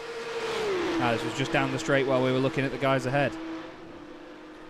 Yeah, it's very important there as well. Now, did Toft get through as well? I don't think he did. No. So, this is now where Jacob Toft has a decision to make. Does he try and push to get by Carl Sharkey? Well, he's got a good run. Carl Sharkey's machine is a little bit scuffed up on the side. I don't know how much that'll be affecting his straight line speed, but it certainly won't be helping. As quiet day into the day for Christian Cerrucha. Oh dear. Oh my. Kind of says it all. Oh. That does say it all for Christian Cerrucha, I'm afraid. It was a last-minute move by Fausto Pinto. I'm not sure if he just lost it on the brakes, but Cerrucha's driving along and he just bang gets smacked into, and he's got nothing. He'll have thrown his arms up in the air thinking, what was that? That'll be an incredibly frustrating accident for him. That's such a shame, because Christian's been so awesome this season, and even last season, you know, he's been a real star of this championship, hasn't he? 100%. Yeah, you're absolutely right. I mean, he's been the guy to consistently take it to Austin Greatorex and Jacob Toft. I mean, who could forget the battle we saw at Donington Park between them, which was just fantastic to watch. As this is getting very spicy at the front. Well, battle for 4th place. Riga going up the inside on Elia at Ascari. That's difficult to get that move done, and he makes it fit. Brilliant stuff from Paul Riga. And that's just given Gary Toll just that little bit of extra breathing room. Now, Gary Toll was a long-standing sim racer, has been on the iRacing platform for a very long time, and he's a man after my own heart, Chaz, because he's a big fan of the Riley Daytona prototype, which of course is the best car on the iRacing platform. Oh, it's a hell of a car. You know, we when I used to be in the sim racing team CQR club with drivers like Ash Sutton and Ben Palmer and a bunch of other guys that have gone on to be pure sims now, and you know, real top level sim racers. We all used to. First chat. Yeah, we all you. Oh no, Johnny! Oh, Johnny! Oh wow, wow! Golf Echo 688 requesting clearance to take off. Flipping heck, that was unbelievable. Oh, we have to see that again, Johnny. It's Johnny! Like something out of a cartel movie, shall we say? Escobar's on the move. Here he goes. Oh, wait for it. Oh my! Oh dear. That's not a view you want now. Some friends of mine would appreciate a certain song being played over that's called Stay With Her Johnny, and it's sung in an Irish accent, and I'm pretty sure that would be one hell of a moment to stick it against. But what on earth? How is that car even still moving? It's probably picked up about 15 metric tons of grass in its grill. Unbelievable. Let's have it once more at full speed, because Johnny, stuntman of the season. This is Hollywood movie stuff. Oh, Fast and the Furious. It's the fact he didn't even spin it. Fair play to him. I'd have just let go of the wheel and put my sim up for sale while I was in the air. It'd have been on eBay by the time I landed. Like, hello, is that locked in insurers? I've done it again. Not a problem, Mr. Elliott. We'll be right with you. It's like one of those things that I think Vauxhalls did it at first, where you call an assistance thing. He's just got one of them. He's not got an emergency stop button on his direct drive wheel. He's just got one of the buttons and like, assistance, how may I help you? It's like, I'm at the Retifilio. Unbelievable. I've nosedived it. Oh Lord. Well, I tell you what, just as a brief sort of overlook while the guys all settle it out, I think we have to say, Peter, between the two of us, this has been some of the most entertaining racing we have ever seen from this championship, and it's a fantastic way for it to bow out from this channel, isn't it? Absolutely. I think if that doesn't get the iRacing not top 10 for the month, I don't know what will. That was just fantastic. Whoa, great stuff, Johnny. Well, as that's all that hilarity and entertainment's been going on, Mark Baxter Jones has been getting the job done at the front, and he's saying, well, he's decided to take the power. So he's decided that gas or electric powered central heating rather than Irish whiskey central heating is definitely the way forward. Yeah, the natural alcohol body warming. Oh, trust me, it works. On a cold golf course and it's a bit rainy, a wee nip just goes down a treat. I'm sure Amric knows all about that as well. Mark Johnson. With Copperberg. I waited for my response just because I thought there might be a little tag on the end of that, and there it was. Oh, it's brilliant fun. Now, Jacob Toft is in front of Austin Greatorex. So that is job done as this is concerned for now. Let's have a quick look at how this happened. Oh, Austin's got to slow down. Oh, that's so frustrating. So what happens there, folks, is when you're hard on the brakes coming down into that first hairpin, you're basically 6th gear down to 1st gear. and the fastest line is you want to take as much of the kind of curb on the inside, and if you just step that little bit over, the iRacing service will say that's a track limit breach and will give you a slow down penalty, which you have to serve immediately, and that's exactly what's happened there. And that's the second time tonight, isn't it? Yeah, that's cost him dear. Yeah, that's the margins. But isn't that fantastic? That is the only thing that's been able to separate this pair tonight. Oh yeah, that just shows you how high the level is. You know, I mean, we all know how fast Austin is. We all know how fast Jacob is as well. And the fact that the both of them can perform at such a high level when they're up against each other with all this pressure on them as well, just shows really how talented these drivers are. And it's been great to watch them from the very first races they both did in the championship. You know, we had, I think, intermittent appearances from Austin early on in the season when work was obviously a bit hectic and he couldn't be with us for the whole time, but he has just been a real star of the championship since its inception. Drivers like him, Matt Dorrington, when we had Ryan Parkins as well, Paul Rieger, you know, Mark Bowe, there's a number of them, Johnny Elliott. There's so many drivers that have just been real stars from the get-go of this championship. Austin, one of them, and he's continued to be one of the only guys that can take the fight to this man, Jacob Toffs. And I mean, he and himself, like you said earlier, Peter, he needs to try and get on with it and get into some of these real top-end series that we have here on iRacing, because, you know, he's over 6,000 iRating, and that's a hell of a lot. I mean, most of the drivers in the field here are less than 2,000, which is nothing wrong, you know. I mean, 2,000 iRating is considered quite a high mark anyway in most standards, but it's over 6,000 iRating is really potent stuff. I know that there are drivers out there that have 9, 10, over 10,000 iRating, which is just vile. But, you know, Jacob has proved that he's got the pace to surpass 6,000 easily. It's just a long, long road to get there.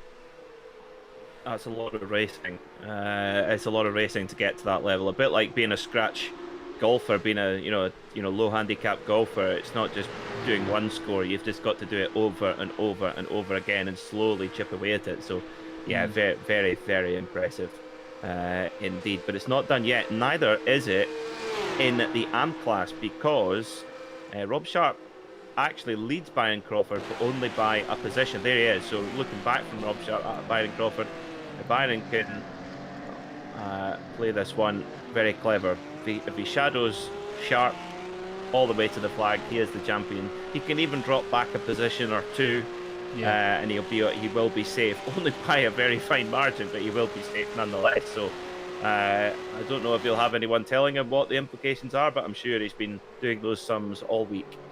Yeah, indeed. It's a very important moment, and I want to reiterate again just how great it is to see drivers like Byron and obviously Rob Sharp as well going for these titles, because they've come into the championship. They've been great characters from the very get-go, and Byron's not taking any prisoners. Look at that, down the inside. He's even having a go at Carl Sharkey, who has a moment that could be championship ending when you just get a moment like that. Rob Sharp says, I can't let him go. I need to go with him. Rob does get the job done down the inside. Bit of desperation settling in there because he knows that he needs to stay with Byron no matter what he does. But that was beautiful from Mr. Crawford there. Fantastic stuff. Yeah, very nice as well. A risk that didn't need to be taken, but oh, aren't we so selfish and glad that he did. What a great move there. Brilliant stuff, Byron. Do you know, actually, Chaz, I'm actually having to keep checking myself that Byron's actually in the AM class at all. Yeah. No wonder he's in line to win the class, because he's been superb. But he's gonna have another one. He's gonna have Goffin just for fun. There he goes. Oh, leans on him a bit. You're showing off now, Byron. Oh, Rob, no. No! Oh, Goffin's off. Rob got involved and he's dropped a couple of positions because of that. And that could be the championship. Byron took the risks and showed it could be done, but then Rob went, I can do that as well, look at me, and just didn't follow the way that he wanted to. Now Byron's in a fight with Carl Sharkey. He's really going on a giant killing mission here. Is Byron Crawford, but this is what you want to see from someone that's going for the AM Championship. As Rob's in contact now with, who was that there? Was that João Estevez a lap down as well? Oh, that's not going to go down well at all. João was not needing to be involved in that fight, and unfortunately he's got in the way of Rob there. Rob may have hit him and vice versa, but even still, João didn't need to be in the vicinity for that one, I don't think. I think he was doing his best to not cause a problem, but it's just one of these racing tangles, unfortunately. But so Rob Sharp's valiant charge has capitulated Funny enough, like when your boiler breaks down, it's just like the gut's been dragged straight out of your body. It's just the worst. Speaking of valiant drive, well, you mentioned it earlier, Chaz. It's a Mark Baxter Jones domination job here. Yeah, indeed. All of a sudden, done an incredible job in the 2 Sim Racing Magazine special events that we've done. Keep an eye out on the that brand and, of course, yours truly, because we have something to tell you about very soon, which will be quite exciting. But something very exciting, the final race of the season is won outright by the incredible Mark Baxter Jones. What an absolutely wonderful drive that was. GG Sunshine. Tom Slater, great second place. Chris Byram rounds out the final podium of the season. Then it's going to be Paul Rieger just ahead of Gary Tall. Austin Greatorex has gained 12 places to get to 6, but behind him, the Season 4 Porsche Club of Great Britain Sim Series champion. Put your hands together, everybody, for Jacob Toss as the two of them decide to crash it over the line. Not quite how we'd like to see it go, but your AM champion, Byron Crawford, get in. Absolutely brilliant all season from Byron. A very strong fight from everybody involved. But we have our champions crowned, everybody. One is Jacob Tofts, and one is Blinds to Go's Byron Crawford. congratulations to Jacob Tofts and Byron Crawford, deserving champions. They were really made to work for it in both classes. Jacob Tofts we've seen him have the pace, but he's had to consistently be fast to win this championship, and he's done so. Huge props as well to both Rob Sharp and particularly Austin Greatorex. Remember, back in the early stage of this season, Austin just kept being tangled up in other people's incidents by no fault of his own, and he's fought back into the championship battle and put up a real charge. I'm sure he'll be disappointed not to win the championship, but I'm sure also, on the other hand, on reflection, we'll be pleased to put on such a charge. It's been a joy. This has been the best season of PCGB, I think. Totally. Absolutely. It's been an absolute wonderful thing to be able to broadcast and commentate on, and it's been a hell of a laugh. Ryan Parkins in the chat saying, well done, Jacob. Welcome to the back-to-back Champions Club. He is newly certified. Oh, the King Hippo. Newly certified. I'm not going to call Jacob the King Hippo because I think, no offence to Jacob, but Ryan will always be King Hippo. That nickname will stand. But wow, oh wow, we have been treated tonight, everybody. Let's have a look at some final results then in the Porsche Club of Great Britain Sim Series. Mark Baxter Jones takes the last win of Season 4. Tom Slater put in a brilliant drive himself to finish second. Chris Byram, really awesome recovery from him to end up rounding out the podium. Paul Rieger and Gary Tall, always up there in the top 5, these two, and they've done it once again. Austin Greatorex did everything he could tonight with all of the obstacles thrown at him. Still managed a 6th place as well at the end. 12 places gained in that race. Very well done to Austin on a wonderful season. Jacob Tofts is your overall champion and, of course, Pro Class champion for the second time, defending his title in Season 4. Carl Sharkey finishes 8th, just behind those guys. Another guy that was in a lot of strife as well as the race went on. Byron Crawford finishes 2nd in the AM class, 9th overall, and wins the AM championship. Amrit Sashdev tops off a brilliant night as well, with 10th place overall. Mark Johnson and Paul Goffin were behind him, with Stuart Clark and Ryan Penny. Then it was Johnny Elia and Mark Bowe in 15th and 16th. Johnny Elia and Mark Bowe 15th and 16th. Stephen Haley 17th. Fausto Pinto in 18th. And where on earth did Rob Sharp end up? Because he seems to have dropped down the order there. He's actually gone a minute down on everybody, and I don't know why. But Fausto Pinto was 18th, Paul Stout 19th, Oliver Carwadine rounds out your 20, Luke Holroyd 21st after another difficult evening ahead of Mark Elvin. Then it was Heinz Mayer with James Cummings and Danny Jones just behind, Rob Sharp a minute down in 26th place, Gilles Gardner 27th, and Josh Bailey in 28th position. Then we have Andrew Marston 29th, David Patching in 30th, Peter Brill 31st, Andrew Super 32nd, and then the drivers that were one lap down or more, João Estevez, the very unlucky Christian Zaruta, and Andrew Shepherd. Well, Austin Greatorex has been P2 in the championship now. I think that's the second time, is it not? He's done it, but still, he's been incredibly potent all the way throughout, every single time that we've seen him. And I think, to be fair, he's probably one of the best people to have a good chat to begin with. So what we'll do is we will grab Mr. Greatorex just so we can have a quick chat with him, because Austin, you have had a hell of an evening, mate. A lot thrown your way. Just didn't quite get it done in the end, but I mean, you did everything you could do. It seemed like it was still a solid evening. How do you feel? We come so close, but yet so far. No, it was good. When I looked and there was only 13 pros on the grid, and we got into the feature, Jacob needed 7th or better if I won. So at that point, I was trying to convince him for us both to start from the pits, but he didn't think that I was going to do it, so he wouldn't do it. Well, that's the thing in this sort of in this game. You can't leave anything on the table at all, and it's been an amazing battle between the two of you. We've really enjoyed watching it this season. What was your sort of favourite moments of the championship? Because you've had some fantastic ones and you've had some very challenging ones as well. I don't know, to be fair. There's been quite a few good ones and quite a few bad ones. Obviously, the start of the season started very badly with the first 2 rounds, and then it progressed from there. We've had great battles throughout the season since with a multiple array of drivers. And of course, going forward, Austin, can we expect to see you in Season 5 of the Championship when it gets going again?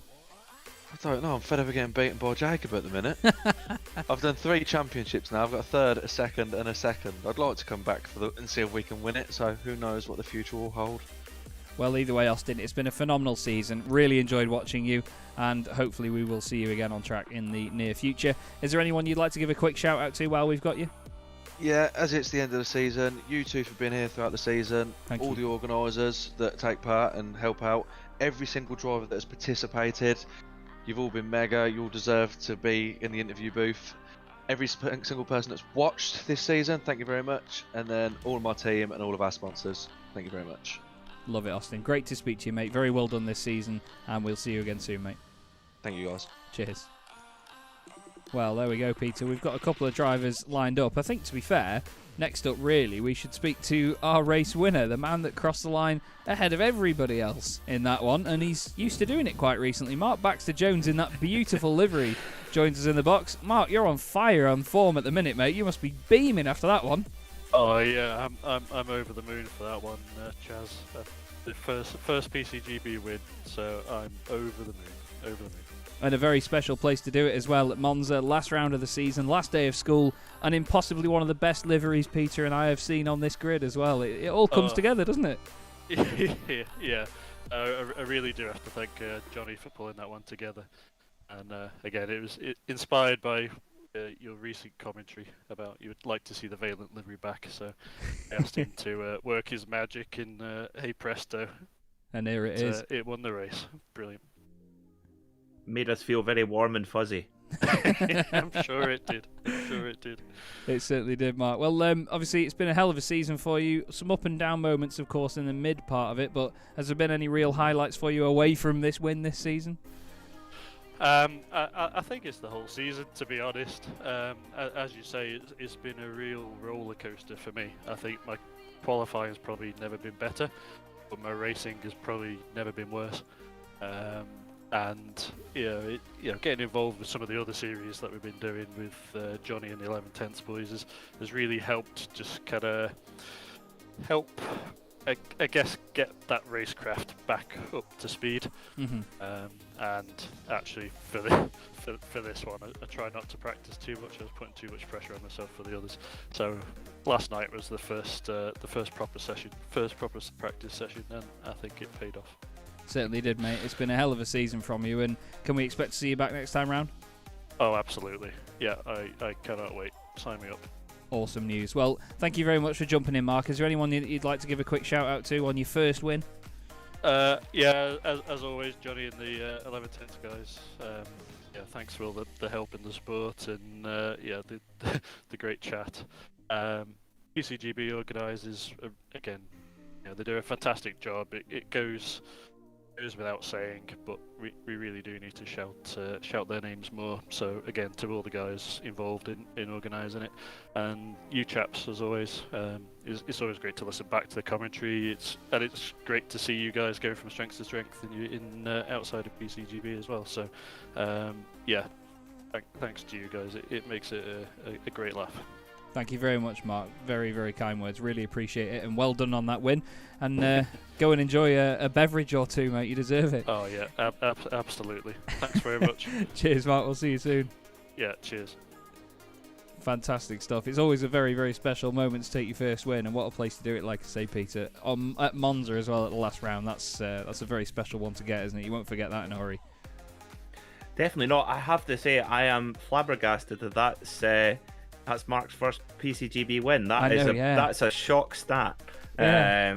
So good to see that put right, because that was just not right at all. So brilliant stuff from Mark. I tell you, Chaz, I'm going to be impatient here.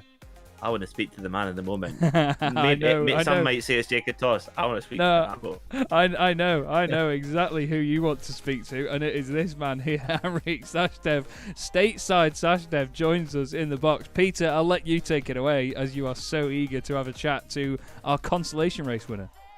Evening, gents. Good evening, Ambo. That was, I tell you what, that consolation race, what a win. Now, do put us right. We think that might be your first win in PCGP, but you'll know. Is that the case?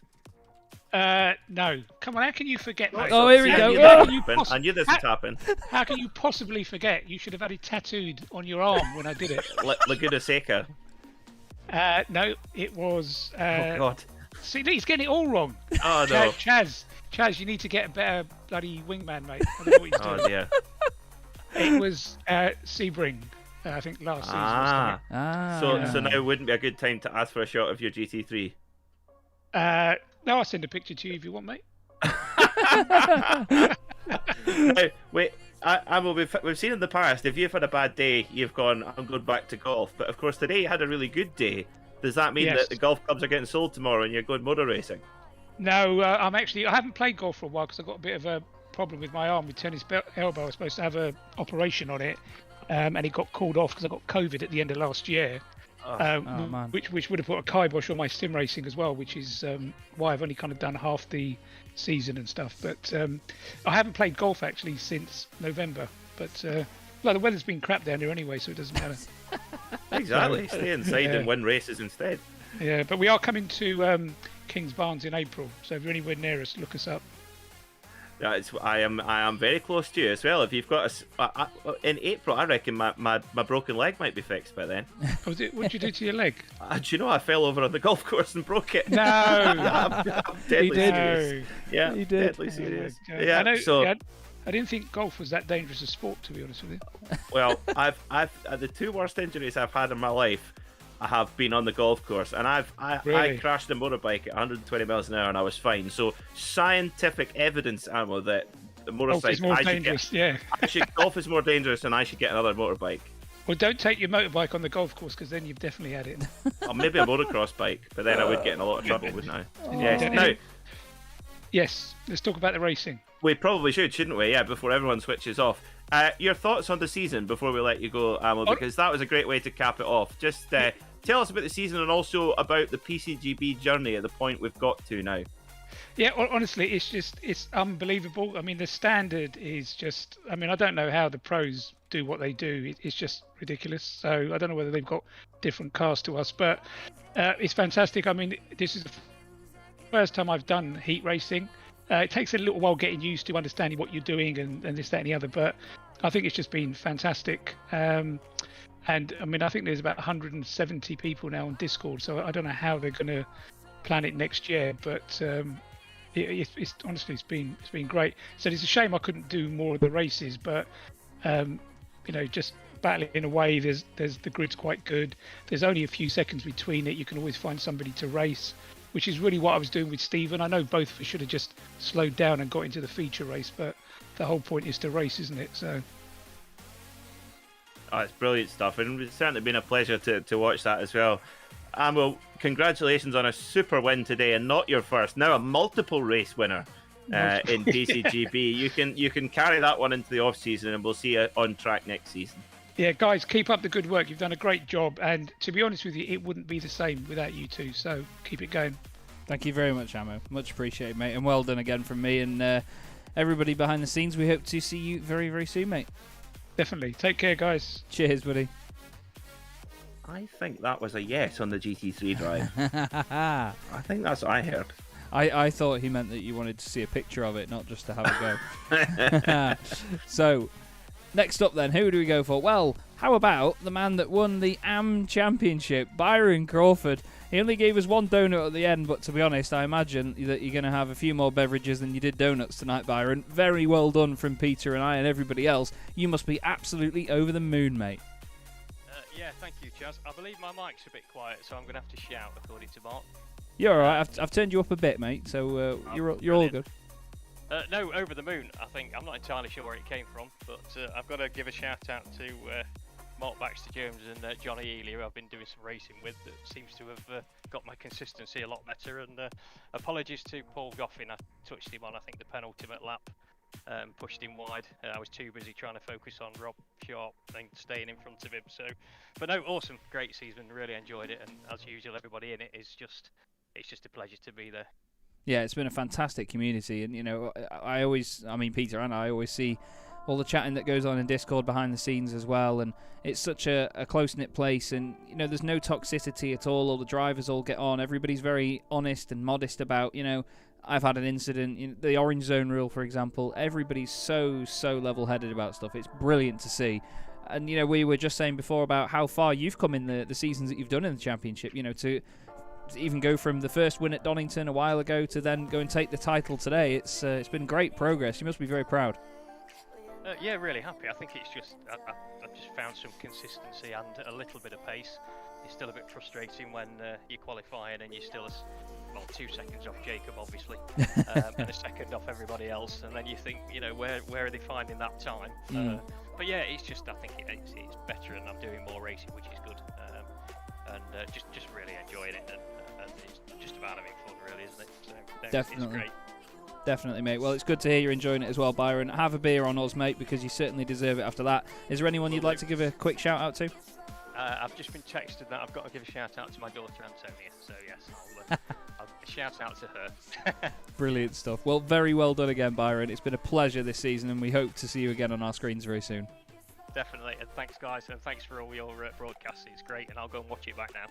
Love it, mate. Absolutely love it. Thank you again, and we'll see you soon. That's brilliant. Take care. Cheers. Bye.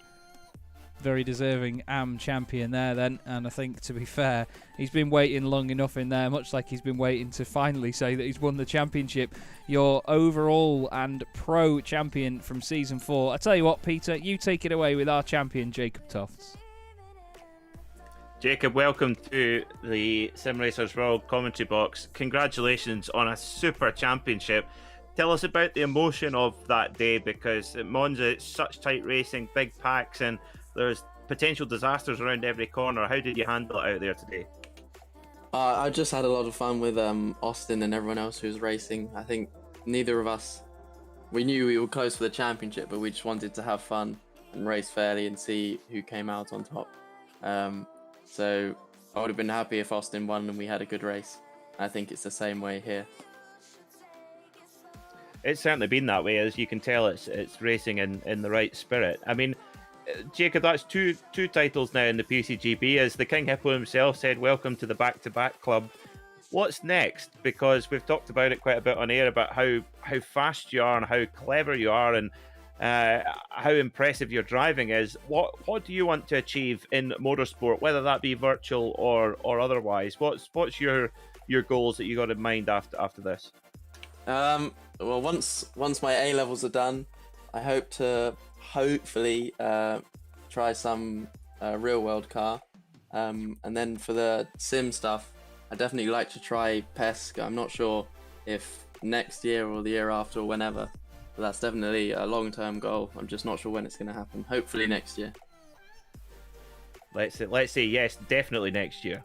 Definitely next year. It's going to take a lot of work, but yeah. I'm gonna be your unofficial manager. You just have to pay me in beer, and I'll champion you. Sounds good. Good stuff. Now, before we let you go and enjoy the championship win, Jacob, who would you like to give a shout out to here on Simracersworld TV with the crown in hand? The organisers, Gavin, Christian, Mark, Carl and Austin, I think, just some of them. You guys for doing the broadcast, everyone for being so clean and fun to race against all season, and all of our sponsors, Johnny Moore Watches, Brackets, Clothing, Sharky Bikes and Midas Simulation. Brilliant stuff, Jacob. Well done. Congratulations on a super championship win, and hope to see you again next season. Thank you. Thanks, guys. Well, there we go. Your very, very wonderful and modest champion, Jacob Tofts, takes an absolutely incredible season. And I think it's just about time that we interview the main man, the boss man. Bernie is with us. Pray silence for the master. Bernie, how are we? It's been a while since we've had you in the box, mate. It's great to see you again. And, well, what a season we've had, mate. This has been the best one. We say it at the end of each season, but this has definitely been the best one this year. It's been awesome, hasn't it? Yeah, it's been fantastic. I think this new format going to the heat racing has been, well, I think it was one of the best decisions that was made, and kudos to Gav for that. It was his decision to sort of go with the heat format, and I think it's been fantastic. I mean, I managed to race in the first 4 races of the season, but then I actually don't think I've been in the sim rig since then either. It's been weeks. The poor thing's sitting here gathering dust, but it's been great fun watching it and not taking it apart. And it was quite nice sort of taking a part in that first part of the season and not having organised it. Just rocking up and racing is so enjoyable. Yeah, I can imagine. It's certainly a series that requires practice these days, though. The level has just continued to just go up and up and up, hasn't it, time and time again? Oh, crikey, isn't it so different to where we started nearly 2 years ago? Can you believe nearly 2 years ago since we started this? It's mad. Yeah, the level is incredible now. Just watching it, you watch how close the racing was. I was just chatting with Steve Haley and Ammo in the waiting room, and just watching those pair. You know, this was AM class. Is Ammo in pro class these days or AM class? Whatever. the end of their heat race, where the Consolation race, where they were side by side, you just look at the quality of racing. You know, nobody's banging doors, but they're driving, you know, mirror to mirror. It's actually fantastic. Really, really good fun to watch. It is, and it really mimics top level real world motorsport in the best way. You know, these guys, a lot of us, you know, similar to me and Peter, you know, we're not going to race in the real world really, unless we get a golden opportunity to test something or, you know, go and do something else. But to do the closest thing to it in the best, most well replicated way possible here on iRacing, with guys that show just as much respect, it's the perfect blend, isn't it? And then when we do get a championship that's as close as this, it ticks every single box. Yeah. And I mean, coming down to the last race, and what was it, pro, there were 3 people who could have won pro, and I think there were 5 people who could have potentially won the season in the last race. Coming to that is absolutely amazing. And you're spot on about sort of the respect as well. I think that's one of the most wonderful things about this league that still endures, and I'm so pleased it has, is that from the start we put in that ethos of reminding everybody that we're not playing a computer game, don't use that phrase, you know, and try and remember what it's like in real life, and apply some of those real life skills to it as well. And everybody really tries their best to make up for the shortcomings of the fact that it's a sim by just, you know, learning to drive side by side with somebody when you can't actually look out of the mirror, look out the window at them. It's great. It's been fantastic to watch how it's grown and what it's turned into now. Yeah, it really has. And of course, moving on, we have season 5 potentially in the making. Is there anything that you can spill to us about that, or anything the guys have communicated that will be common knowledge soon, or is it all cards close to the chest? Very much the latter case. Usually by the time a season's finished, the organisers are ready for a much earned break. I mean, luckily I don't have that stress level having brewed up this season, since I've just been sat back watching the rest of the guys boil over. But I have been sat there in all the organiser stuff, just listening to the chatter and listening to people looking forward to the break. So, I mean, there will be a season 5 without a doubt. There have been some organisational things that happen already. We don't have dates for it yet. We're just going to decide how we're going to lay it out for the next season. But there absolutely will be a season 5, so we will be back. Brilliant stuff, and hopefully with you two. Well, we will certainly try our very best to make that happen, mate, because to be fair, I think Peter will back me up on this. It's some of the most entertaining broadcasting we've ever done. Us two get on like a house on fire. And at the end of the day, you know, the racing is incredible and the series is incredible. Everybody treats us with a lot of respect, and we have a laugh, don't we, Peter? It's awesome. We do. We really appreciate the freedom we're given to be complete numpties. Yeah. Oh God, yeah. Yeah. So I suppose there's some elements of the banter that you might not get away with when doing, for example, Radio Le Mans. Hey, Peter. No, I can assure you, no. No, but very, very true, though. I mean, it's at the end of the day, we really enjoy it, and it would be absolutely amazing to be a part of it again, Mark. I'll go down on record saying that live on air. So I'm sure we can sort out particulars in the background and so on, and we'll be back with you on season 5, mate, wherever that might be. Because of course, this is the final time it's being broadcasted on Simracersworld TV, unfortunately. Yeah, it was a shame when Ian did tell me about it a few weeks back when it was going to fold, and I did watch your short video as well, Chaz, when you announced it. Yeah, it was a sad moment because it's been fantastic having the Simracersworld relationship, from all the way back in start of 2020. But it's onwards and upwards. It's been tremendously good fun, and the voices of PCGB Sim Racing are very much you two. So as long as that carries on, I think our audience will very, very much thank you for still continuing to be a part of it. Definitely so, mate. Well, it's finally that moment where we must wrap things up now. But is there anybody you would like to give a quick thank you to round things up before we go? Yeah, I mean, absolutely. Carl, Sharkey, Matt Dorrington, Gav Halls, those guys put so much work in to get season 4 going when, we were very close to starting, and I announced that I wasn't going to be able to help out so much with this season. And it's pretty much been the case that I haven't helped out at all. Those guys did all the work. Gav, especially early on, he's burnt out now from how much work he had to put in. So thanks to those guys for picking it up and running with it. And Christian and Austin and Andrew Soper in the background as well. They actually did a heck of a lot of work with sorting out and herding the cats when it came to doing the stewarding and things like that. So a big thanks to them. And of course, many thanks to you two for keeping it light-hearted, fun, entertaining, informing and educating along the way. And I'm sure that everybody has really enjoyed having you pair, keeping the entertainment going. So thank you, everybody. Thanks everybody in the drivers as well for making it what it is. And thanks very much to all the viewers for sticking with us and keeping the banter going in the chat, the live chat on YouTube as well. So thanks to everybody. Thank you to you as well, Mark. It's been an absolute pleasure, mate, and look forward to working with you and the guys again very, very soon. But for now, have a wonderful evening, mate. Have a beer on us, and we'll see you again soon. Ciao, ciao. Cheers. Well, Peter, bit of an emotional moment now, because this, of course, the last time that the series will appear on Simracersworld TV. We have another deserving champion, plenty of amazing racing, but of course, now it's sort of what the future holds for us two and Porsche Club of Great Britain Sim Racing.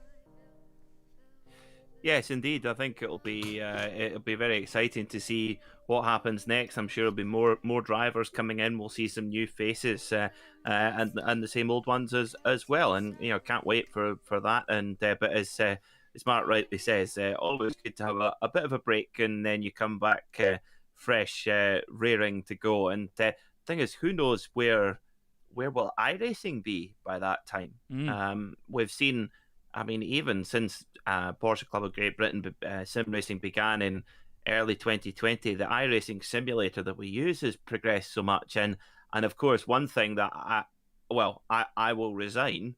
I will put it this way: I will resign as a commentator if Not Kill is not on the schedule next year or next season. There you go. I've said it. Well, there we go. No Not Kill, no party.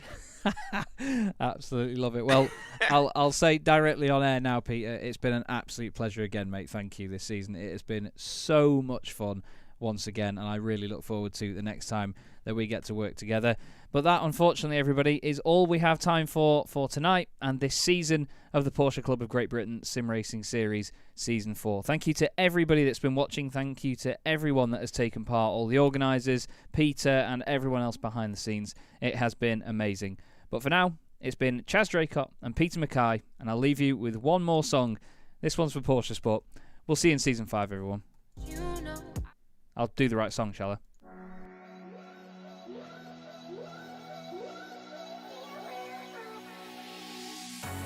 Cold at the touch, dead in the eyes, no signs of life no more. I put your love under the knife. Leave me to die here all alone. No signs of life no more, no. A crying dove may never fly.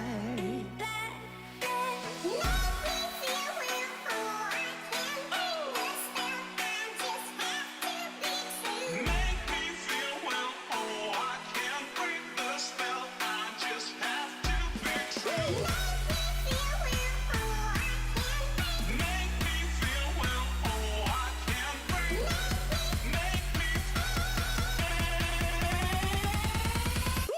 Just black and white.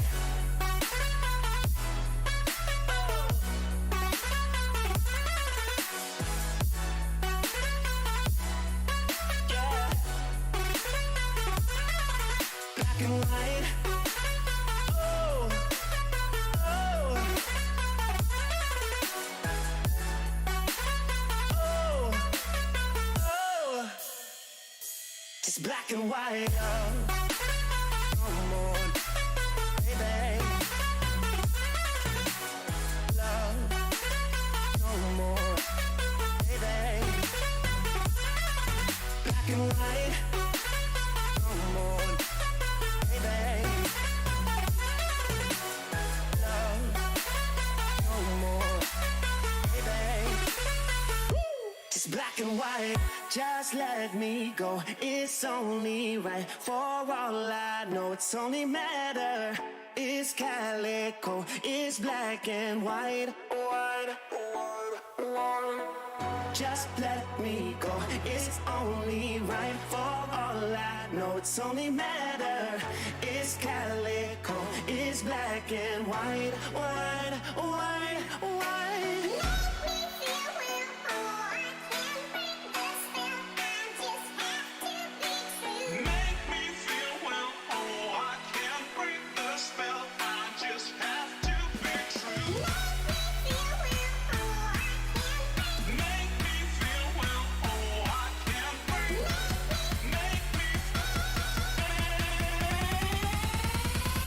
Just black and white.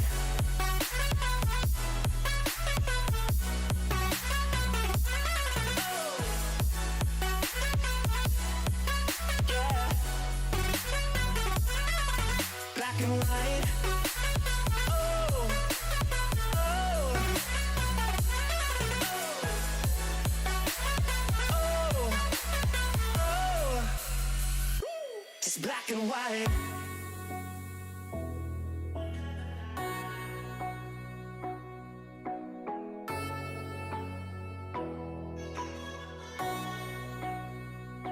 Just black and white.